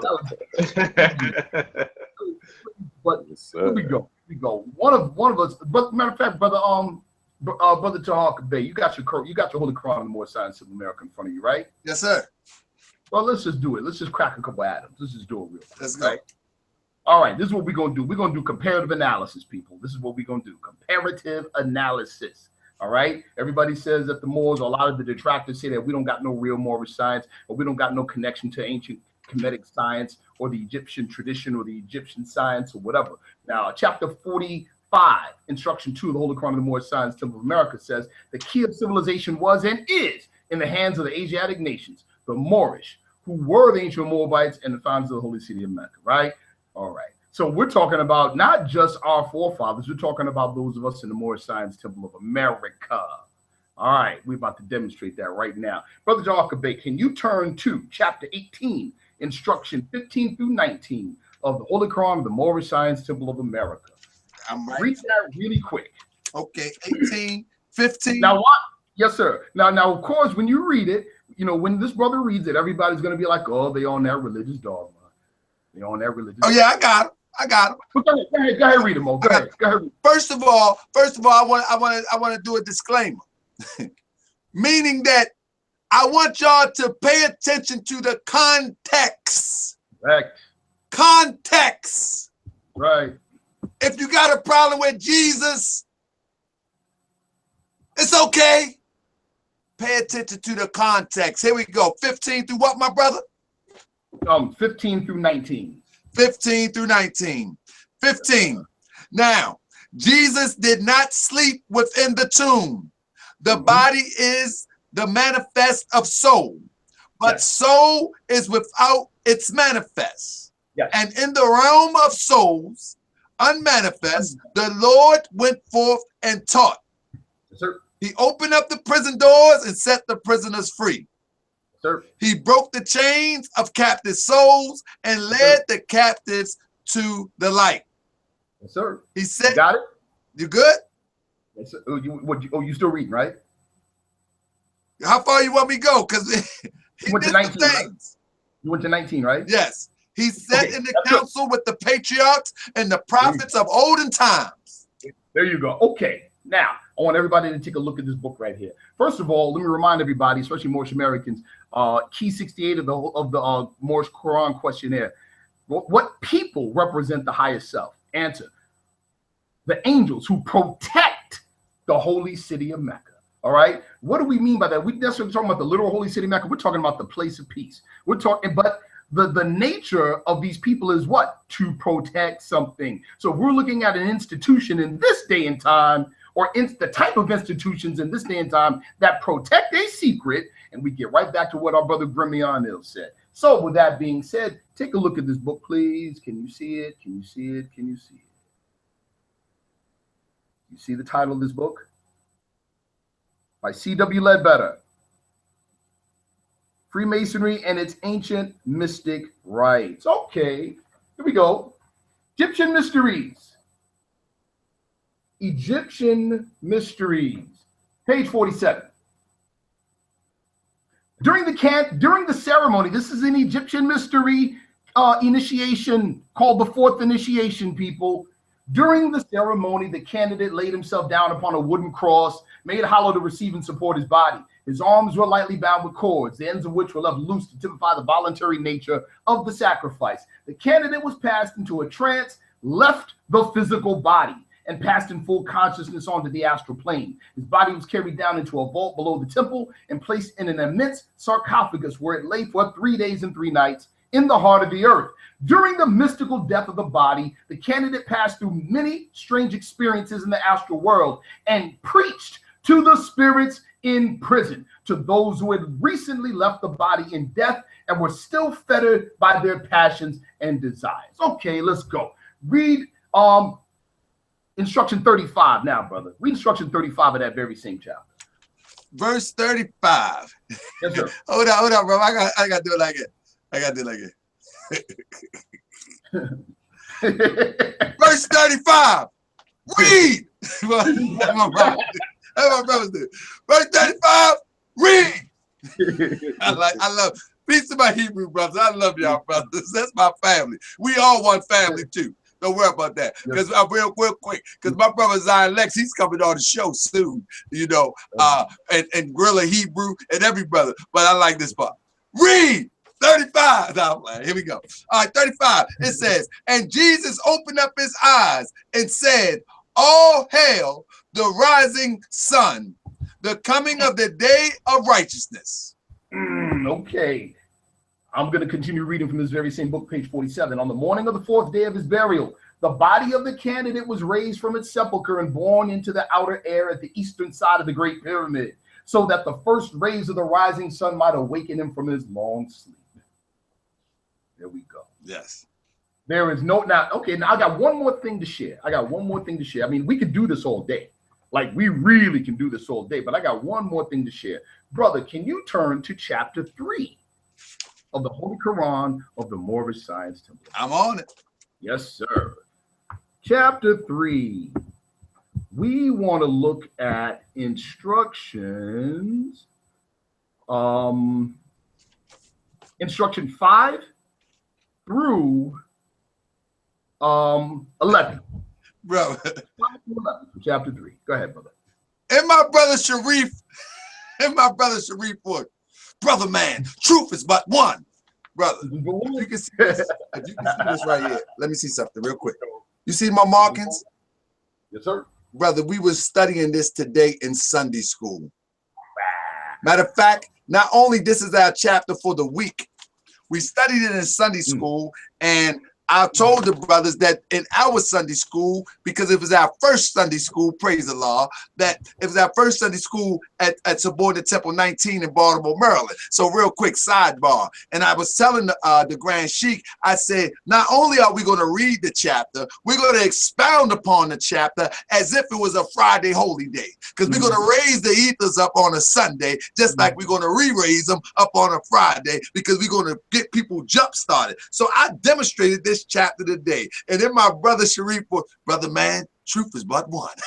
My brother always said. So I'll start, you said verse 3, right? Yes, sir. Or chapter 3. Chapter 3. I believe, chapter 3. Verses 5 through 11. 5 through 11. That's right. Okay, here we go. Elihu lessons the unity of life. Unity of life. Verse 5. There are two selves, the higher self and the lower self. The higher self is human spirit clothed with soul, made in the form of a law. The lower self, the carnal self, the body of desires, is a reflection of the higher self, distorted by the murky ethers of the flesh. The lower self is an illusion and will pass away. The higher self is a law in man and will not pass away. The higher self is the embodiment of truth. The lower self is truth reversed. And so is falsehood manifest. The higher self is justice, mercy, love, and right. The lower self is what the higher self is not. The lower self breeds hatred, slander, lewdness, murder, theft, and everything that harms. The higher self is the mother of virtues and the harmonies of life. Islam. Okay, now I want everybody to look at the screen. Look at my screen. I want you all to look at the cover of this booklet. It is the magazine, is the official internal magazine for the Theosophical Society called the Blavatsky Theosophist. This particular journal or release has in it a complete rendition or translation of the pyramid text of Unas. The pyramid text of Unas, written 2345 BC. And guess where it was written? The temple at Saqqara, Egypt. Now, we as Moorish American Muslims know who studied at Saqqara, right? We know who studied at Saqqara. But anyway, let's go to it. Okay, you can see some of it here, but what I'm going to read to you all is the commentary or the translations and commentary on the translations, line for line. Remember what my brother just read. All right. Where are we? Here we go. Line 450C. The higher self is associated with the lost horizon point of the third eye by analogy with the physical sunrise place.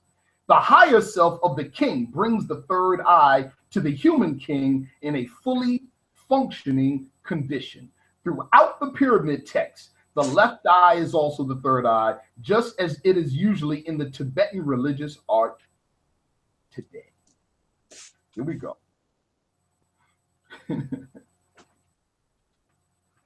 The human self contains individual all self or self supreme, which is perfectly at home in the higher self.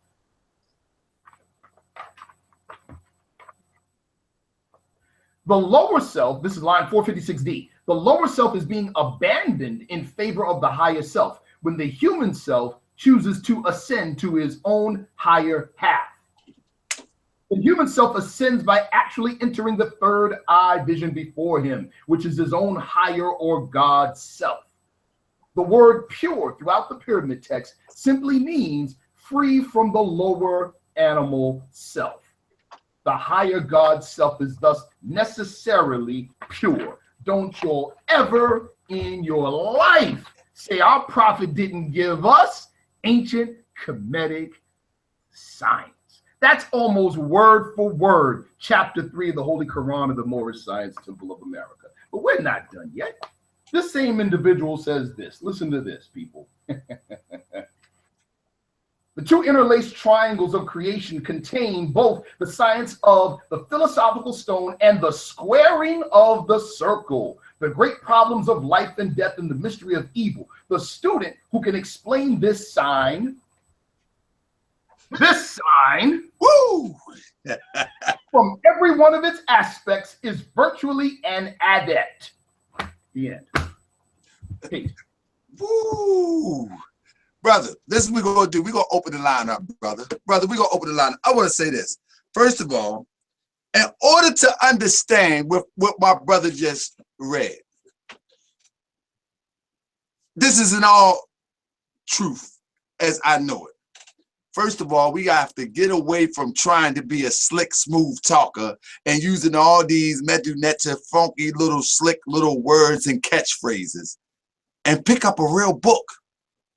Not a book with catchphrases that we can use to impress each other on the internet, but a real book, a real pamphlet that may bring out you that God-like character and spirit in you. Because that's what the Medunetcha did. How can someone say they study or they follow Nile Valley culture but have no character that comes with it? I don't get that. You know, that's just like somebody tell me that they're a cowboy. I am a cowboy. I've never seen them with a horse. What do you mean? Cowboys and horses go together. Maybe that's not a good analogy, but you get my point. Cowboys and horses go together. One who studies Moorish science should, one, if you say you study Moorish science and you are a member of the Moorish Science Temple of America, or you follow Prophet Noble Drew Ali, number one, you should be finding yourself around those that are members in a temple, or you should be in a temple setting. And that's what it is. That's what Moorish Americans do. Moorish American Muslims do. If you say you study Nile Valley culture and civilization and the wisdom and the information that has been written on the walls of ancient Kemet, then it should come up out of you. Simple as that. But with that being said, I got a brother that inbox me. Brothers inbox me all the time. I'm telling you, I'm becoming important. Y'all hear me? I'm becoming important. And Ali's business becoming important. People talk to me now. Let me sit back and talk to you. People talk to me, fam. For real, it's true. It's true. Know me. They be asking me all sorts of questions. So I'm going to take, if my brothers don't mind, I'm going to take, because we big time. We made it. No, I'm playing. I'm playing. Man, I'm only playing. You talk about I'm getting big-headed. I'm just playing. Anyway, we're going to let the brother call in. Brother, call in. If you don't call in, somebody going to stick. Your bread going to be eaten by another, because I'm hungry for real. And we ain't going to be here all night. So, brother, you know who you are. You inboxed me earlier. You had a question. I gave you the number specifically before I gave it to anybody. I inboxed it to you. But I said you got to wait to the end of the show.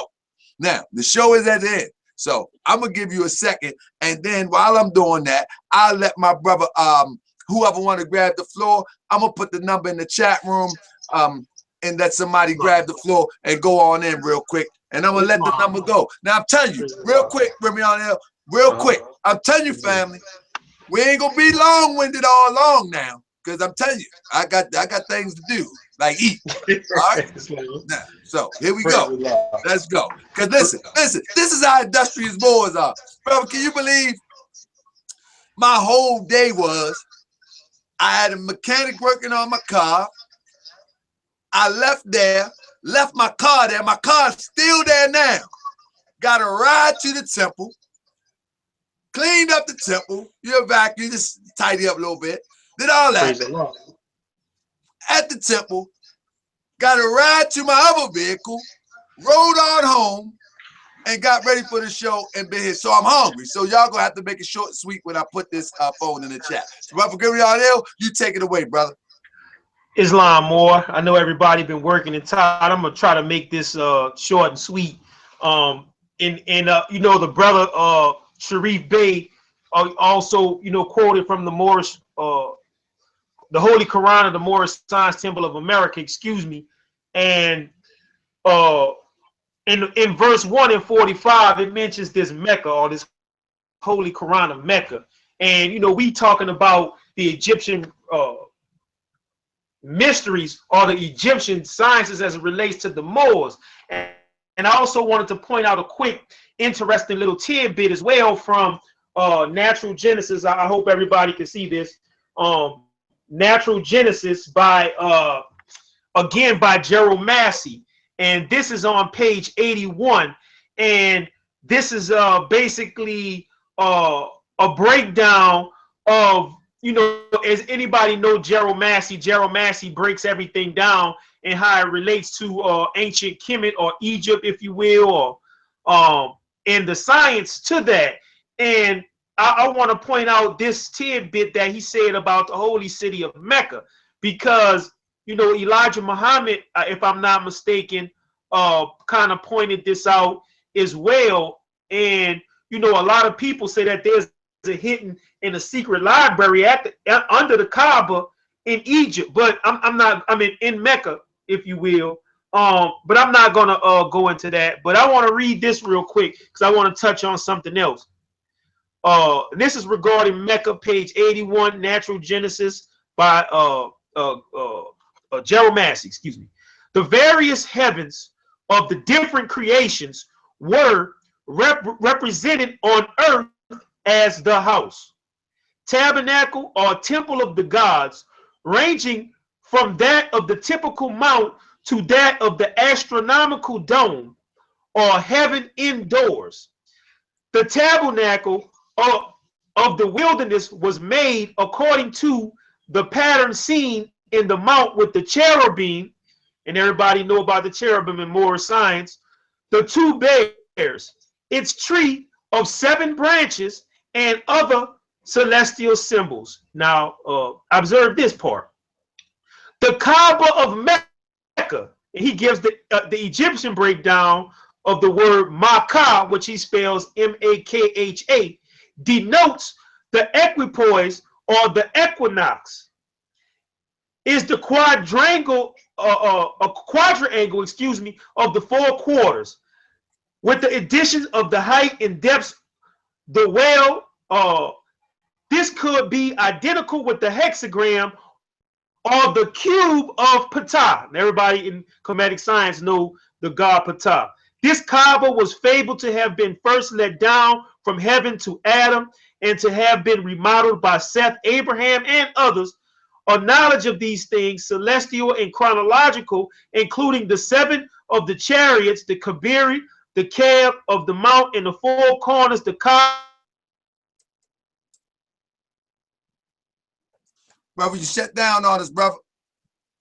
My brother shut down on us. I don't know what happened that time. Here we go. Here we go. So, brother, he'll be back in a minute. Anything you want to add on, brother Tunikil? I'm gonna see if somebody go call in, brother. I don't know, man. Mo's putting his knowledge on the ethers, man. Shutting down the internet. Hangos won't stay up. You know what I'm saying? Hey, brother, I'm gonna tell you something. Yes, the last few shows, brother, it's been getting so heated that everybody been having a little bit issues dealing with this live feed. Brother, we know that we are energy beings. See this for the commissions. We're energy beings. Our energy is overpowering the circuits. Because in this electrified age, let me stop playing. Anyway, brother Gridion Hill is back. Come on, my brother. Is that you, brother? Or is that your clone? Last time you sent your clone over here. Who that is? Islam. Islam, brother. So, Islam, boy. This demonstration right here, you know, I'm gonna follow up again on my big brother, Sharif Bey. This particular book right here is Freemasonry and the Ancient Gods by J.S.M. Ward. And what's interesting about this particular book is not so much its discussion on Freemasonry, but in part 1 of a particular chapter, he relates that there was a mystery school or a body of knowledge amongst the Mohammedans that was similar, if you will, to Freemasonry. And what pretty much puzzled J.S.M. Ward is the fact that the Mohammedans of Africa, i.e. Morocco or Mauritania, had these degrees, and these particular European scholars were basically baffled on how these individuals had these degrees. And I'm just gonna, you know, read a particular excerpt of this because I don't want to be long. I had the whole page outlined, but I'm not going to do that. I'm just going to read this. And, you know, for all of those who want to know, you know, the book is called Freemasonry and the Ancient Gods. Go look them up. The first chapter is entitled A Similar System Amongst the Mohammedans. Now, I'm not saying that these Mohammedans were European Freemasonry. I don't want my Moorish brothers to get that understanding that I'm saying that. But basically, this is what the brother is saying. It says, it may, however, be definitely accepted that throughout the Mohammedan countries, men exist who know our signs and learn them from the initiation among the dervishes. This accounts for the knowledge of the African Arabs, the knowledge which the African Arabs possess. Notice he say African Arabs, of the signs and symbols and words to which reference will be made later, and the tradition that the Templars were initiated into the dervish system. Basically, they mean in the Islamic mysteries. That's all that word means. The dervish system will be considered further when we come to deal with that interesting tragic order. Before leaving this subject, my readers may be interested to see placed on permanent record a story of which appeared in a number of daily papers in 1918. A number of New Zealand Freemasons being in Jerusalem soon after its capture were anxious to hold the lodge on the actual site of King Solomon's temple, as is well known. This is now occupied by the Mosque of Omar. They therefore approached the sheikh. I'm going to read that again. They therefore approached the sheikh in charge of the mosque and explained the object of their visit and asked if he would sanction such a ceremony. This is not Grimion L saying this. To their astonishment, he replied, "Take me to a small room adjacent to the lodge and prove me."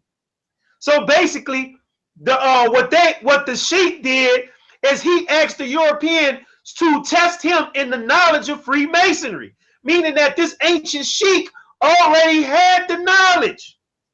This they did, and being satisfied that he was a Mason, asked him to be present at the lodge and take the office. He agreed to take the part of the inner guard, and so the lodge was duly formed. And then the brother go on and say, was the sheikh a Freemason in our sense of the word? Or is it possible he belonged to a dervish order, or basically a Masonic order? So in relating that to the Egyptian mysteries, we are basically saying that what Brother Tunica L was saying is that these ancient Muslims, or these noble Muslims, had the continuation of the Egyptian mysteries, which were passed on to all of these other schools as they stole, or rather procured, the knowledge from our ancestors. And now, one more thing more, now I promise I won't say anything else in that regard more. And the brother, okay, this is it. I wanna read this to you all, and listen very closely, Moors. Hello? The brother said there are, of course, in India, numerous lodges in which brothers of every caste, class, and creed. Well, I'm gonna take it down a little bit. It was not, however, the presence of Mohammedan brothers in our regular lodges, but the use of uninitiated, meaning they wasn't initiated in the European rites, but he said, but used by the uninitiated Mohammedans of our signs that aroused the writer's interest. One example must suffice. In Colonial Ceylon in 1915, the author noticed two Pathans greet each other in a little frequented alley. Sign by sign, they went right through all the signs used in the craft, masonry. What words they used, he was unable to hear. And while he believes that the grips were the same, it was not possible to be absolutely certain, except the major one. But of the signs, there was not a doubt, a shadow of a doubt, excuse me. The writer came up to them and in his best Hindustani inquired in what lodge they had been initiated. Now listen to this, brethren. One or two similar questions led to emphatic denial by the Muslims that they had ever been initiated in Satan's house, quote unquote, which is a polite Hindustani name for the Masonic temple. In fact, they were quite emphatic that though they had heard of our strange rites, they being God-fearing men had never participated in them. Other experience of my own and similar ones related to me by my friends left no doubt in my mind that certain Mohammedans had a complete system very similar to our own. So basically, what I'm saying is that the brothers in Islam sharing this ancient mysteries and rites that come from the schools of Egypt had this information, and these European brothers who are European Masons who are recognizing this stuff, seeing this stuff being practiced amongst the Mohammedans. So we are the heirs of the mysteries of Egypt. Peace. Islam, brother. Can I touch on that real quick? Brother, go ahead, touch on it real quick, and then we go in on something. Go ahead, I want to run upstairs and grab the book, but we don't have time, and so in the interest of time, I'm just going to go off the head with it, right? To underscore what the brother just said, there was an Austrian national who fought in World War I by the name of Sabotendorf. Okay, Sabotendorf. Sabotendorf founded an order in Germany called the Thule Society. But he founded the Thule Society after traveling to Turkey and being initiated in a Sufi order. The order is called the Bektashi or the Bektash, right? And in that order, he learned what he called Islamic Freemasonry. But the fact of the matter is they called what they practiced Islam. And it was what he determined to be a combination or the culmination of Sufi Islam, what he knew to be Freemasonry, and ancient Egyptian alchemy, all fused together in a complete system. Peace. Right. With no further ado, as we bring this meeting to a close, we're gonna do something that has yet to be done on Moorish World, and I want Moorish World TV, and I want to do this more often. What I did was, it's a brother, and I don't get. Let me tell you something about the brother Tahaka Bay. He gets worked up, as you may think. I really don't. This is just who I am. I'm just a hyper type of guy, but I don't really go back with the fighting back and forth thing. It ain't my thing. You know what I mean? I'm for peace, you know. But anyway, it's a brother that was on Facebook that I was talking about early part of the show. And he came at me real sideways. It's okay though, you know. He said, Larry chopped my head off, Shaka chopped the Moors up, and this, that, and the other.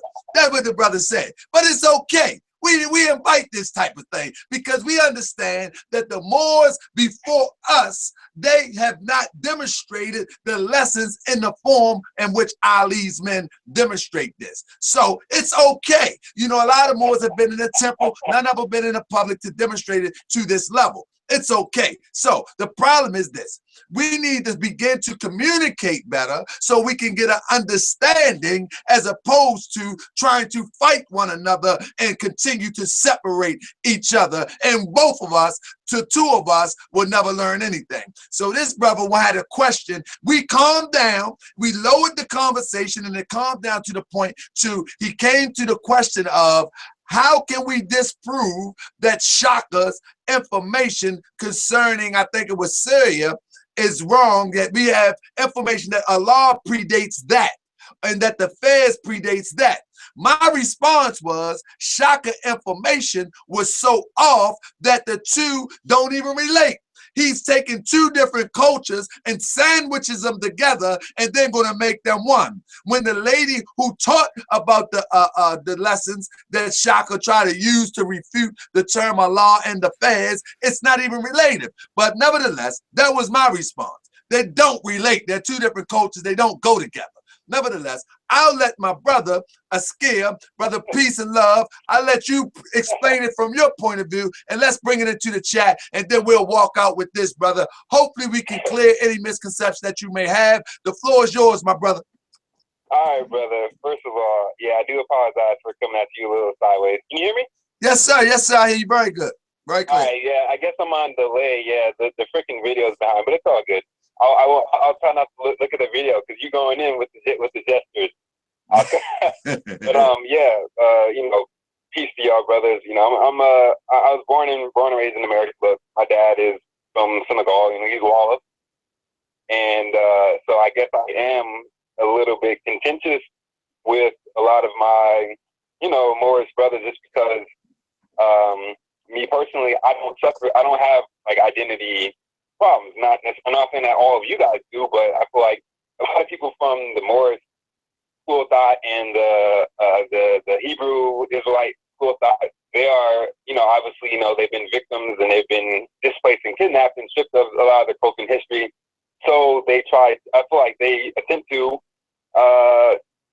you know, latch on to identities, and, you know, the Moorish stuff sounds, I think it's romanticized to certain gentlemen, and same with the Hebrew Israelites. Like when you're told that you're a child, you know, you're the chosen people of God, how can you deny that? So I just wanted to know, and I won't stick to Shaka because he's not the star of the show, and you guys have, you know, I'm sure you guys are sick of that anyway.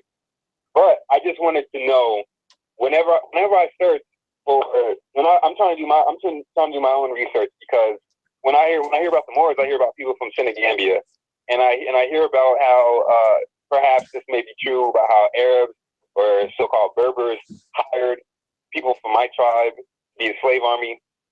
Whenever I go to Senegal, and I'm not trying to be long-winded, but whenever I go to Senegal, you know, they do that, you know, call to prayer 5 times a day, wake me up out of my sleep, and it's pretty annoying. And I just feel like I'm oppressed by like Arab conquest, and that my people shouldn't be practicing that Islam, and that there was we had other indigenous cultures. For example, my dad was a syncretist, so he wasn't before he just passed 2 years ago, but he wasn't just a Muslim, an Orthodox Muslim. He was he practiced Juju as well, you know, an African indigenous, you know, spiritual system as well. And I just feel like that was what we used to practice before there were outside invaders that came and, like, you know, Askia Ture converted, you know, Mansa Musa, you know, became converted. You know, obviously, all they try to get me to pray, and I mean, they are totally hooked on it. They are super, super, super religious. So my question was, I just had a few, and they're all related, so it shouldn't be too. It's not like I'm just hitting you guys off with a bunch of stuff. I just wanted, whenever I search ancient Moab or the Moabites, it always just comes up like through the Google images, and, you know, the first couple pages of the links that I can flip through. So I'm just looking for sources to show that there was that Moab. I heard you guys say it on the final response Shaka video. You guys said that Moab was like Northern Africa, even including America. But I can never find anything to corroborate that. And also, anything that will corroborate that, you know, Moors in America. I know I've seen some of the pictures of the Wichita and the Wachita, but it always seems to also come from, you know, El Bays, a bunch of different Moors, but it doesn't seem like there's, you know, substantial other scholarly works that will corroborate that there were, you know, black people that were the Aztecs or the Mayans or built empires in Louisiana or any of these other areas, or the Olmecs, especially with any name like Mur or more attached to it. And then, so I'm trying to figure out if there's any slave ledgers or anything that would prove that even people that were kidnapped from that Senegambia region, where that came over here and were forced laborers, enslaved, were called Moors or Moors. If there's any documentation or any resources that you guys can tip me off to, And I'm obviously talking about, like unbiased, multiple sources. I accept it from Moors. It's not like I wouldn't trust you guys, but like I said, I'm just looking for a body of work because I'm an investigator, and I'm not a scholar. I'm an investigator, and also, and then the last one would just be, and the last two would be connected about what time period are you guys talking about this Allah figure? And is that a part of, the Islamic faith that comes out of, the kind of the Judeo-Christian faith? And also, I'm trying to get a time period and a purpose for the Fez. The Harker sent me the Lord Abba video, and I didn't have time to watch both the final response because, like I said, that was like 3 hours, and I had to kind of rewind parts of it to make sure that I wasn't missing any of it. And I just tried to skip through the Lord Abba one, and obviously that wasn't good enough. So I got to spend tonight and tomorrow actually fully listen to the Lord Abba video for him to talk about the Fez, the purpose of it, and the time period of it. So real quick, my brother, you said a whole lot. Let's see if we can condense this down to 3 good questions. Sure. Question number 1. What would be question number 1? Question number 1 is what resources can you take me off to that will substantiate ancient Moabite being more than just a tiny city below Jerusalem?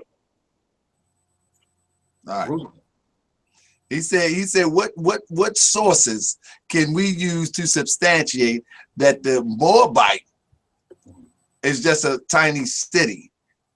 The ancient Moab is more than just a tiny city. The ancient Moab is more than just a tiny city. Moab empire in northern Africa and in America. Well, first, can I address some of this first? Sure, my brother. Okay, first, we never said that there was a Moab. We never said, and Prophet Noble Drew Ali's teachings never said that there was a Moabite empire in North America, per se, in those words. And in answering that or putting some meat to that particular statement, you asked for a body of work. Our sister, as a matter of fact, I'm literally chatting with her right now as we speak, who'll be doing a presentation in Philadelphia, Pennsylvania, at an Islamic mosque on this topic, on ancient Moors, Canaanites, and Moabites, by the way. And she's a noted and celebrated anthropologist and sociologist. Her name is Dana Reynolds Marnici. And she has an incredible body of work that's being snatched up by different higher learning institutions all over the world as we speak. Why? Because the knowledge that she's, these connections between West Africans, follow me, and ancient Canaanites and Moabites is knowledge coming from these very same people, and for decades and decades and decades, due in large part to European imperialism and colonization of Africa, was kept secret and held back from the outside world. So one of the reasons why institutions all over the world are snatching up Dana Reynolds Marnici's work right now is because they didn't have access to it until recently. She was very amazed. She's not connected to the Moorish movement, and nor does she claim it. But she was very amazed to hear us speak on these matters. And when we spoke on these matters, she said she wanted to meet the founder of the organization. We said, that's impossible. He died in 1929. And she said, it's impossible for you all to know this because this information was secret in 1929. It was secret until very recently. So that was pretty interesting. But look up Sister Dana Marnici's work, brother, if you haven't already. Now, in a large part of her work, she demonstrates that the inhabitants of West Africa, in their own tradition, claim descendancy from Canaan and Moab. In other words, this is related to her own field study. Another individual to look up as well is Professor Rudolph T. Ware III. Look up his extensive body of work as well. And his work corroborates those very same things. So when we say the Moors who were the ancient Moabites, we're talking about progression of a people.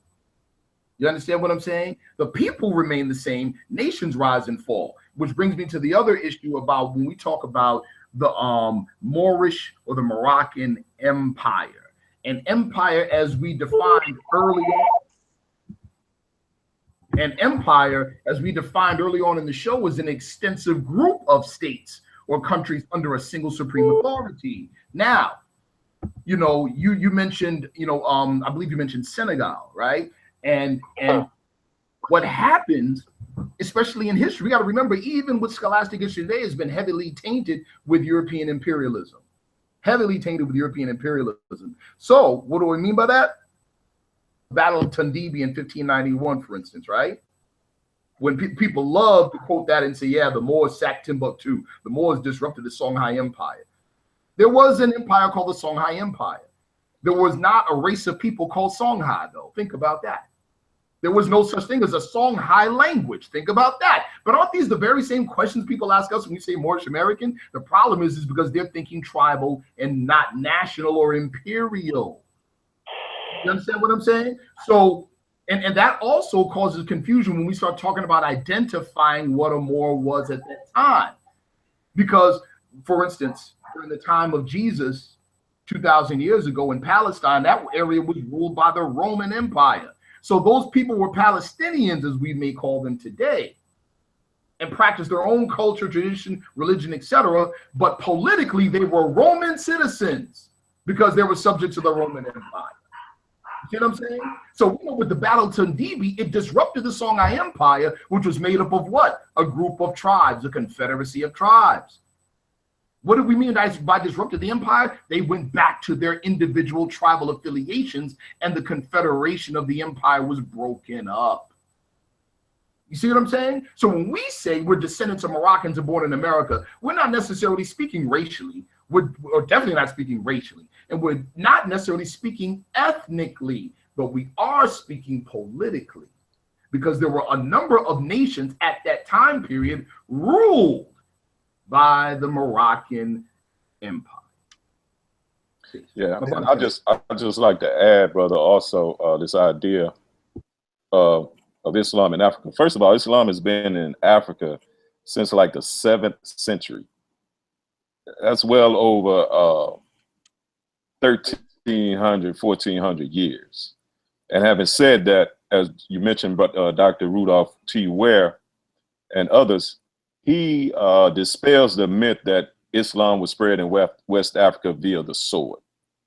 Islam was spread in West Africa via the Marabuks, who were the Islamic scholars and teachers and princes, and through economics and trade.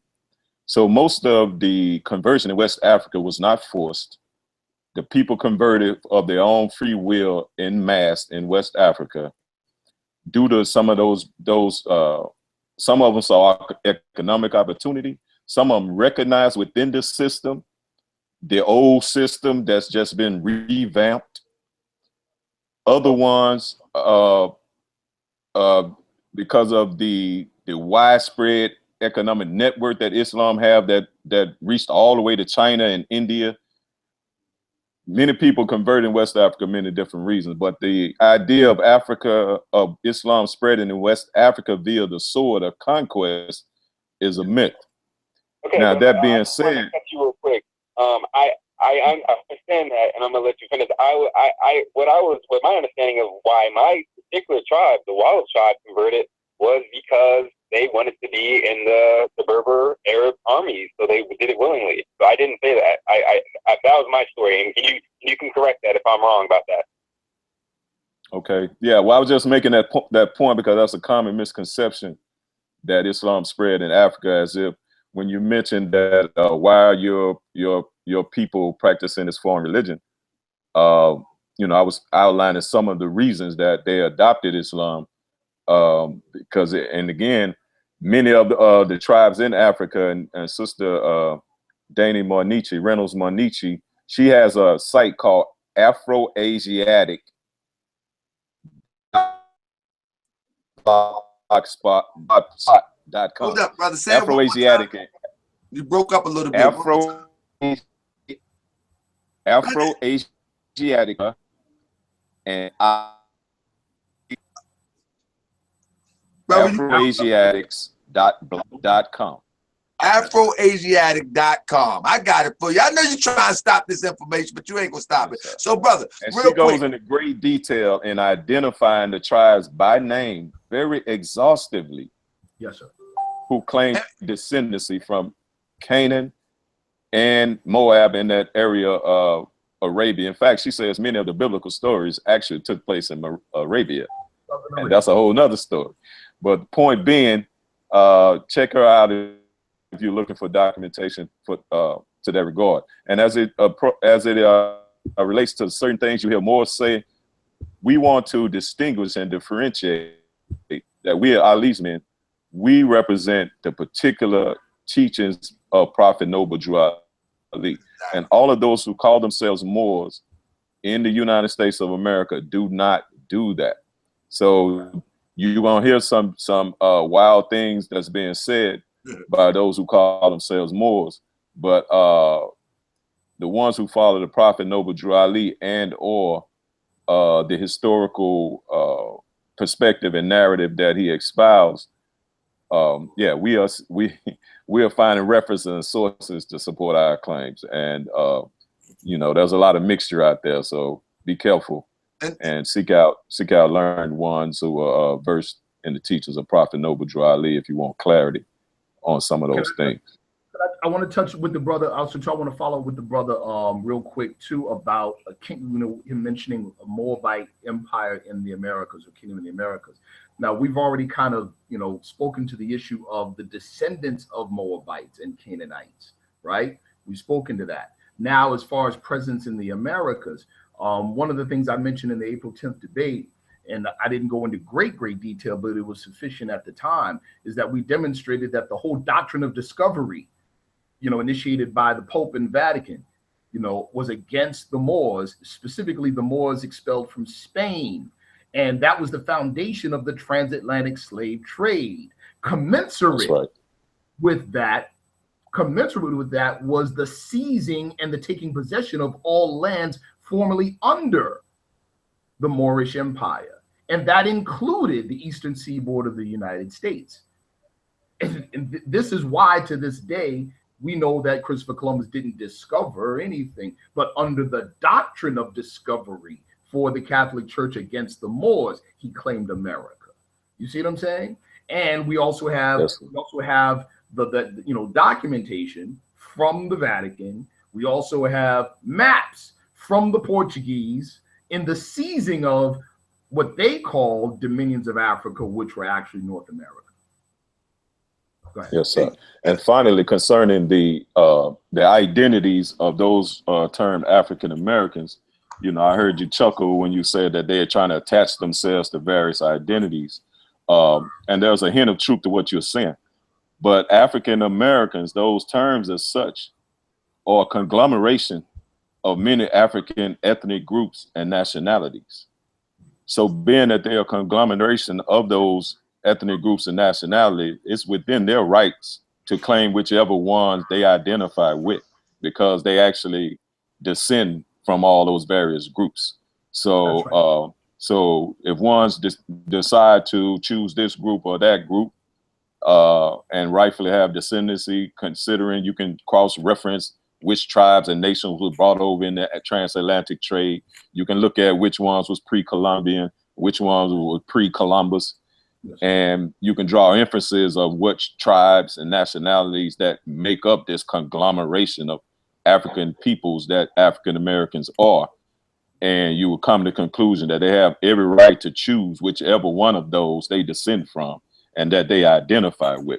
And the thing about the Moorish is that the territories from which we were supposedly bought, and there is quite a bit more information coming to support that, most of that territory was once controlled by the Moorish Empire, and that's a historical fact.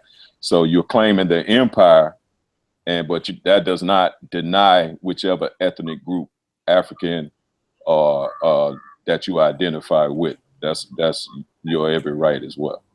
In other words, the Moors, even pre-transatlantic slavery, during the heyday of the Moorish Empire, we were considered a diasporic group.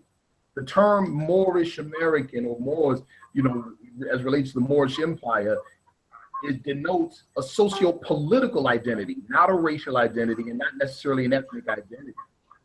which again goes back to the confusion that other people who are not versed on national identity and political identity, or a way to identify under those terms, that's what causes stumbling and confusion in terms of identity. When they say, well, it's a Moorish language, what's the Moorish land, and dot, dot, dot, because they're looking at it from the perspective of tribal affiliation or racial or ethnic affiliation instead of socio-political, which is what nationality is. But we maintain that the term we want it all. I'll just put it like that. We want it all. So yeah, you can claim Senegalese, you can claim Akan, you can claim these things, and rightfully so. But all of these at the particular time in question were part of the Moroccan Empire or influenced by the Moroccan Empire. And that was diasporic as far as African inhabitants were concerned at that time. So when we say Moorish American, we are maintaining that that is one of the most, if not the most complete and comprehensive identifier for the African diaspora.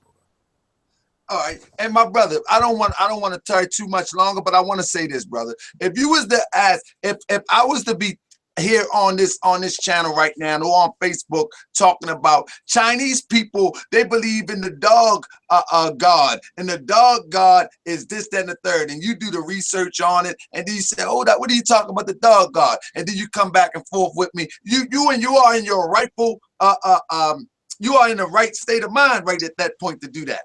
But the problem is, when the brother Shaka came with that information, you didn't go to Shaka, you didn't come to me. You came to me aggressively. But the question should be, Shaka, verify this for me. See, we got to stop taking this information hook, line, and sinker. I'm telling you, the information that Shaka gave out had nothing, one Allah didn't have nothing to do with the other Allah. The headdress on the Syrian had nothing to do with the headdress in the Fez. They did not go together. You understand what I'm saying, Askia? So yeah, can you clarify those two things for me, please? You got the time period of the Allah that you guys are talking about. Are you guys talking about 700 AD? Listen to what I'm saying. When we using the term, let me put this back. When we using the term Allah, Allah is the Arabic term that only means the God. If you break it down into the Arabic language, let's just deal with the Arabic language and then think of the ideal of Allah. But I'm gonna let the panel take it real quick, because I think you're looking from a historical perspective. I would suggest the brother, I would suggest a more specific question. I'll just say, so when you say Allah, you're saying the God of the Quran, and when you just mean like, but we mean that God. You're saying that there's literally like a magical man up in the sky. No, what we're saying is that what you're looking at, the God of the Quran. What we looking at, hold up, let me say this. You said, well, we're looking at the God of the Quran. No, what we looking at, the God that makes your heart beat every time it beat without plugging it in. But they choose to term it Allah in Arabia. We choose to subscribe to the same term, but we're talking about the cause. Listen to me close. Our prophet describes it as this: the causeless cause and the rootless root from which all things have sprung, or all things have grown from. He haven't been created, but he creates. He haven't been made, but he makes. So when we use the term Allah, you are putting it into a box of a historical figure. We're talking about this is a universal thing that's just in the language. You just blew me out of the water. All right, so let's not waste more time. The Fez, you just hit both points and you proved me wrong. So now the last question is, I'll let one of my brothers, let Grimmy on there take us out the door with this one, brother. That's not a question you can ask us that we can address, brother, but let's do this. I'm getting sore throat. I'm humble. But I'll let my brother Grimmy on there to take this one, brother. I think what he's trying to do is see how is the Fez significant in African culture as Shaka related to Syrian culture. My answer was they're two different things, but nevertheless, maybe you can give him some history on the Fez. Just real quick. Whenever I do research on the Fez, I kind of run into that story about like how there's people who didn't want to convert, kind of like the Shriner story, and they dipped their hats in blood or something like that. Please go in, sir. Nah, yeah, nah. You got the wrong Islam. story, brother. Anyway, bring it on there. Come on, brother. Yeah, I mean, I'm familiar with that story, but I'm gonna do it like this, right? And I know some, everybody, looking for a scientific explanation to this whole thing about the feds. I can do that, but you know what I'm gonna say? What does it matter? And I say that in a respectful tone because it kind of shocks me how individuals will read things like Sheikh Anta Diop, uh, Dr. Ben, and all of these books that trace all of these things, and we'll popularly say that everything comes from quote unquote black people. Black people made everything. Black people made this. Black people made that. Black, black, black.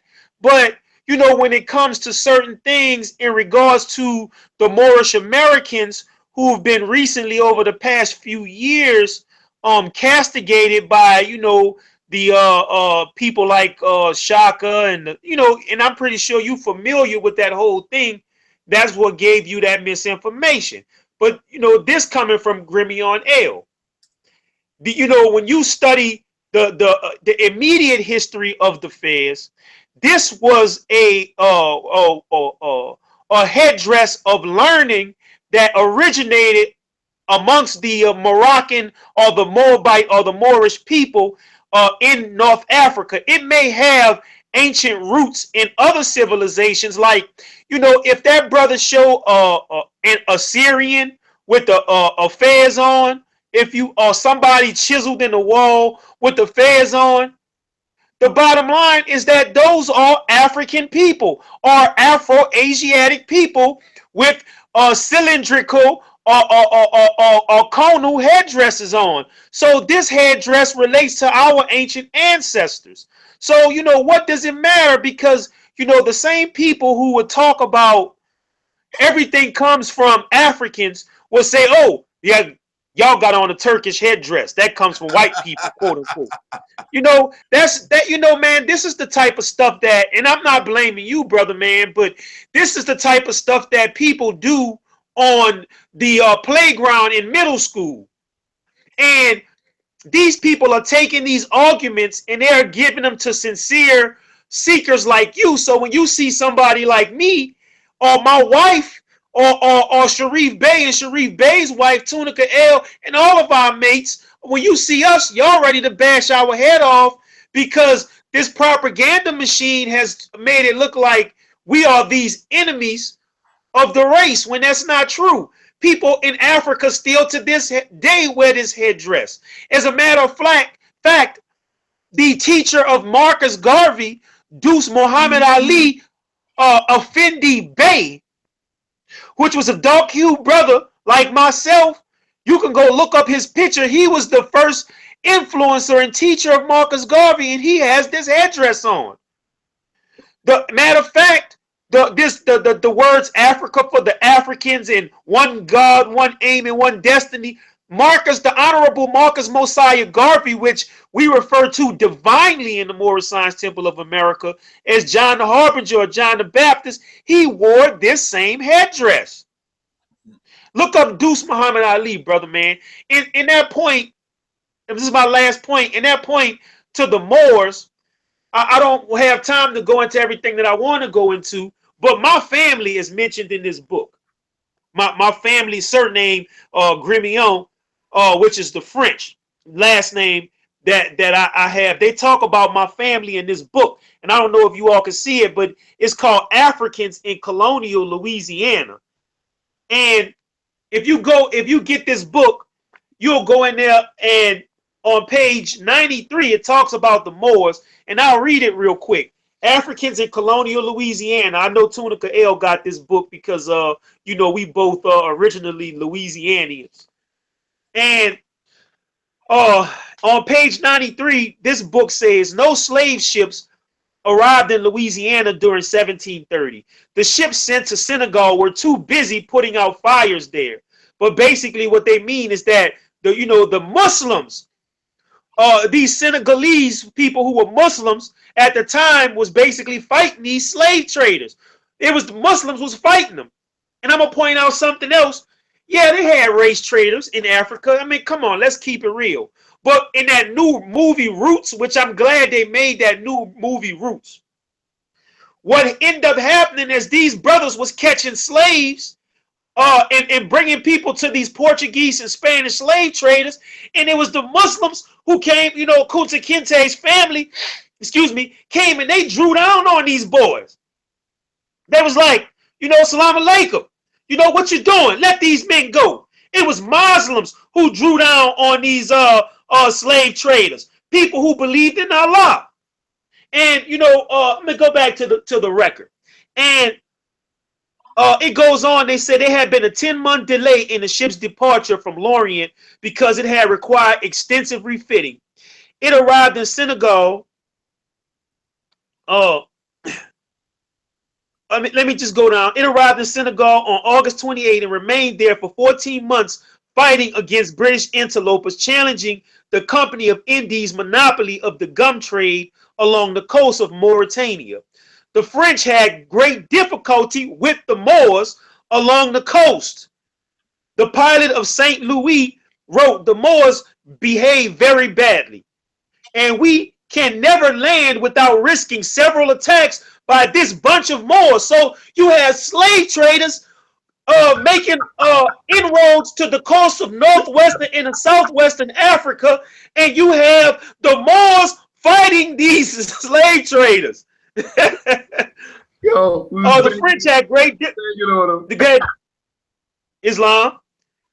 The French had great difficulty with the Moors along the coast. The pilot of St. Louis wrote, "The Moors behave very badly, and we can never land without risking several attacks by this bunch of Moors who are without pity when they can't take advantage of us, whom they hate more than other nations." Where's the Uncle Tom or Samboism in that? Before Louis left Senegal, war had broken out in Galam with the King Brack and had extended all the way along the Senegal River. So these people are fighting. And you go to the same book in page 65, talking about the Moors that were brought to Louisiana.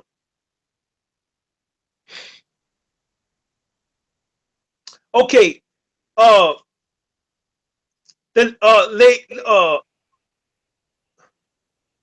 the ship was to be sent quickly to Louisiana with the cargo of slaves. L'Estres had picked up its cargo of wine, liquor, and foods at Bordeaux, and this vessel was also to be sent to Louisiana with slaves. Any ship seized from interlopers was to be likely sent to Louisiana with slaves, and its papers to be sent to France for confiscation procedures. After retaking Fort Arquin, the French were to enslave any Moors taken prisoner and sent to Senegal. So they sending Moors to Senegal. We all brothers. Sent to Senegal to keep them in shackles and transport them to Louisiana on the first available ship. Aside from the 4 ships sent to Judah during 1720, 3 ships were reportedly sent to Madagascar in June of the same year. But anyway, Moors, I just want to see, you know, brother, man, you know, I just want to let the brother know, don't get caught up into that madness. You know, we your brothers and we love you. Islam, and brother scared. Yeah. And what I'm gonna do is this. I'm gonna take it upon myself. Is have you ever tried to enter into the group Ali's Men that's on Facebook? I think you should try to subscribe to Ali's Been on Facebook. It's a lot of informative information there. I think a brother on the chat, Brother Tunica Ill, is the one that manages that. I think he's one of the brothers that manages that.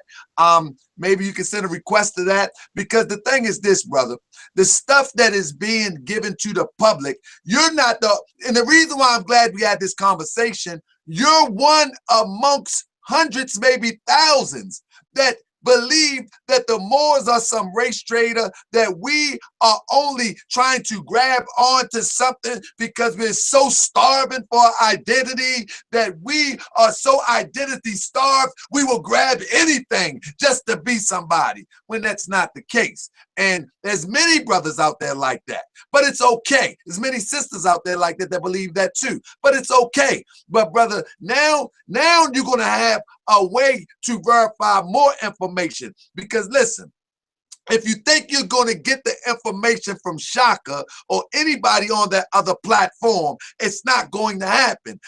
Watch this real quick. Everything that this brother pointed out to you, he had the book in his hand.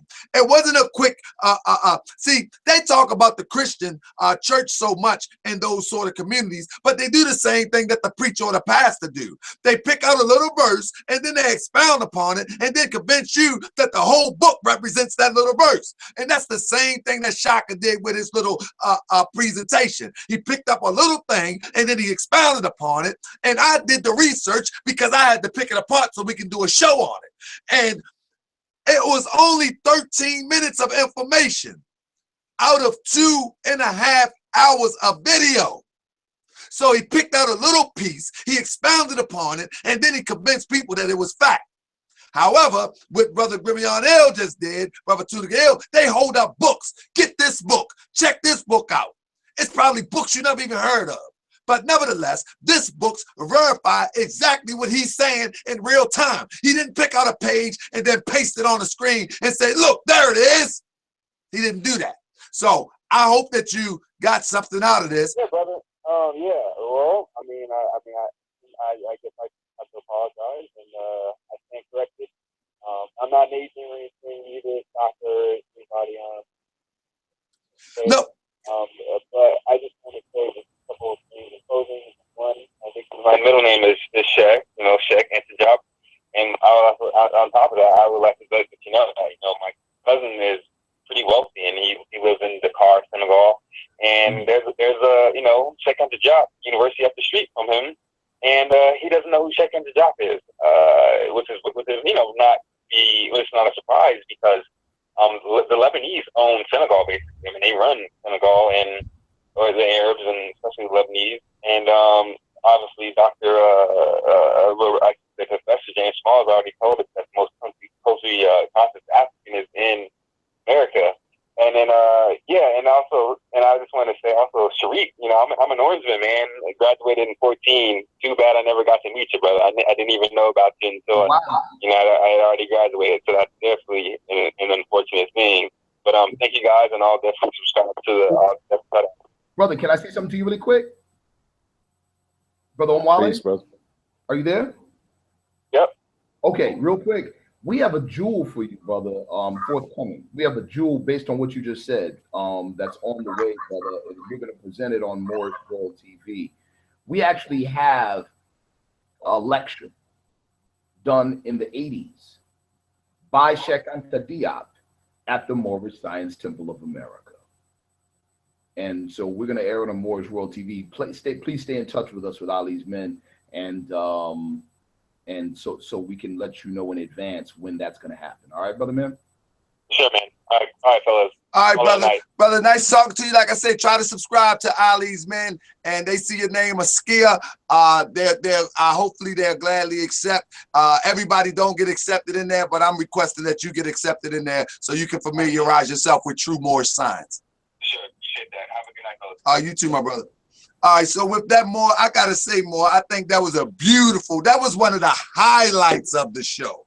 This was a beautiful show through and through, but nothing is more beautiful when me and this brother clashed, and I don't come at nobody. Matter of fact, I try to get people to say, man, let that go, leave that alone. And then you say something crazy to me, I just say something witty back. You say, y'all wearing that crazy hat. Am I crazy, or is that the hat, or are you? And then LOL.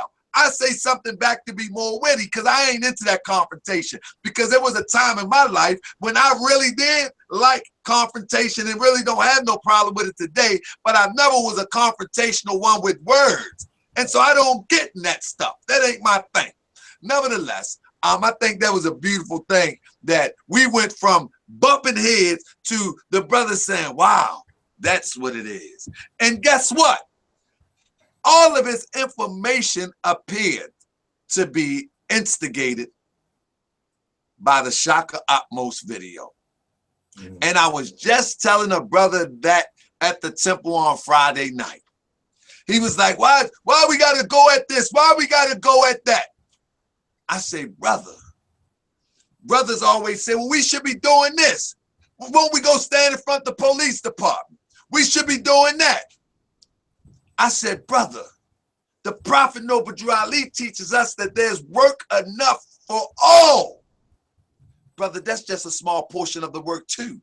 That social media has been hijacked by ignorance and foolishness.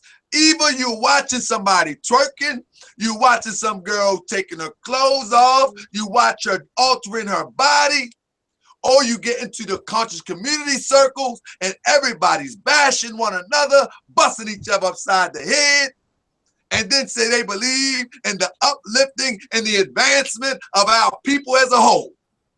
But we're steady bashing and beating each other up, that's why I don't get involved in that stuff. It ain't my thing.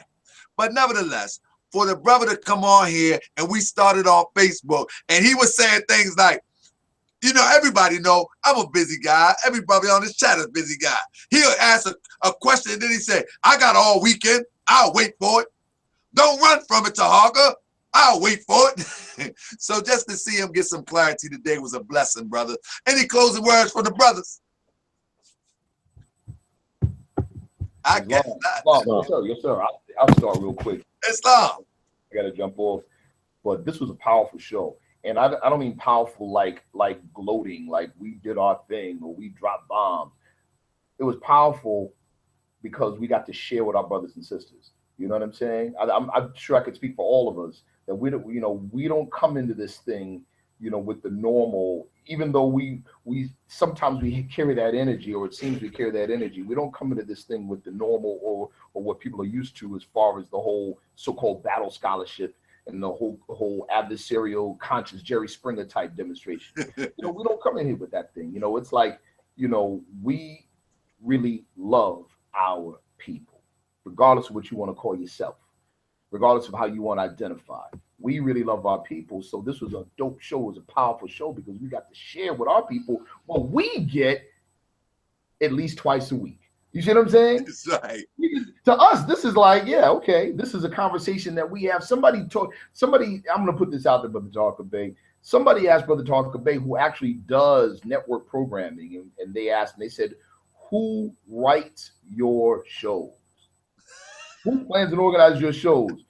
And he laughed. He said, what are you talking about? Me and my brothers, we just decide on a topic sometimes the day before the show, and we just do it. You know what I'm saying? Why we're able to do it is because we have a functional doctrinal unity, and we grow and develop from that unity. So we're all speaking the same language. That's right. And that's beautiful. So that's a unity right there, and we would like to share that with you all. So this was a powerful show, and even more so, it was powerful that last conversation we had with our brother. That's how you put your hand in Allah's own hand and all as well. That's how you do that. Yes. The care of our Father, we call him Allah, is continued, right? Is continued through to us all through our love for each other. That's how it happens. It ain't spooky. Yes. But I'm gonna say peace. Peace. Anybody up next? Anybody? Islam, more, man, the only thing I could say more is, man, where you brothers be getting those Moorish Science Temple of America? Because you got Sharif Bey rocking Circle 7 last week. More, you had the hand press of unity, salvation. More, I need a shirt. That's all I want to say. I love you, brothers, man, and Islam and peace. Brother Tudegale, the hammer. We're going to start calling him the hammer. Because brothers be asking, where's Brother Tudegale? He be going in. Brother Tudegale, are you there? Maybe not. Whatever the case may be, he might have stepped out. If he popped back in before I close, I want to say peace. I want to say to all the family, brothers, sisters, please stay tuned. Because we're going to get better. And what I mean by getting better, we're going to try to bring this to a level of quality programming as you would see on your favorite show that dispense good credible information, whatever show that may be. You know, at one time, believe it or not, Sarnetta was that show for me. And let me tell you why. Sarnetta did not have the antics. Sarnetta would post videos of Sheikh Anta. He will post videos of all our great leaders, John Henry Clark, Dr. Ben, on and on and on. And he just let them run. Dr. Phil Valentine, Eileen Bay, all of these, but he would just let them run. There was no circus. There was a learning factor there, you know. And that was my favorite programming back about 6 years ago when he first started. Now, today, we have a lot of antics going on throughout the conscious community. Hopefully, they'll stop that over there and pick back up to lifting and teaching our people. But regardless if they don't, we're going to do it here. And if you choose not to subscribe to being a Moorish American, that's fine. But know without a doubt or contradiction that your blood is my blood. You are me and I am you. Our information is the same. If you can, because it's that bad to you to call yourself Moor, act like you don't hear the word Moor. But know that in context, the information is your information and it's you that we're talking about. If Moor hurts that bad and you want to be black, that's okay. But in context, utilize the information because it's your history. Brother Tunica L, take us home, my brother. Islam. Well, I just like to say peace and love to the people. I appreciate the opportunity. Peace to Islam to my brethren who definitely gave adequate references and sources for people to go and do their own research.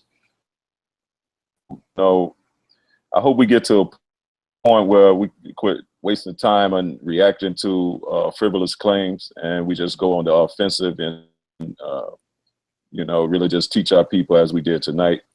I see that it's going in that direction, and I'm excited about that because for me, it's all about practicality. You know, this is not just an exercise to buff up our egos, but the idea is that out of this dialogue comes some understanding, comes some unity of thought, which in turn would turn into some practical movement and some practical building and some practical progression and establishing institutions that our people need for a better life.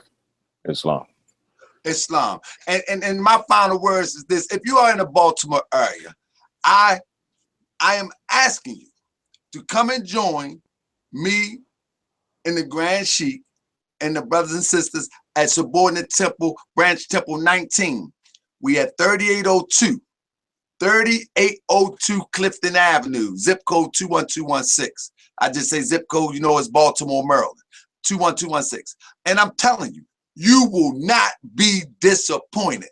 What you see here, it's turned up a little more over the podium due to the fact that I'm walking this. I'm not addressing anybody, any claims. I ain't got time. I got to work that day. And my job is to help to perform the work of saving some souls. I'm in the business of saving souls, and the boss played pretty good. And he looking for some more workers.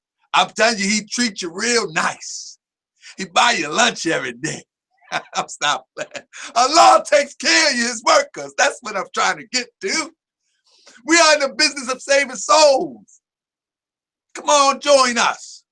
If you're in Syracuse, join the brother. If you're down South Louisiana, join Brother Grimion L. If you're in New York, join the Brother Tunica L. Inbox him. Man, get your application. Come on, man, it's time to do some work. What we going to do on Wednesday, we are going to revisit and we're going to hit hard. Operation Proclamation. Operation Proclamation is founded on the ideal that we don't bust police cars up when something happened because we're already in the police department to prevent it from happening. The ideal of Operation Proclamation is not getting paper cuts, filing this, filing that. It's putting our judge in the seat to receive whatever grievance we have. It's not about talking about the schools are hot in July. It's about in fall making sure they got the budget ready for next July. Becoming the power.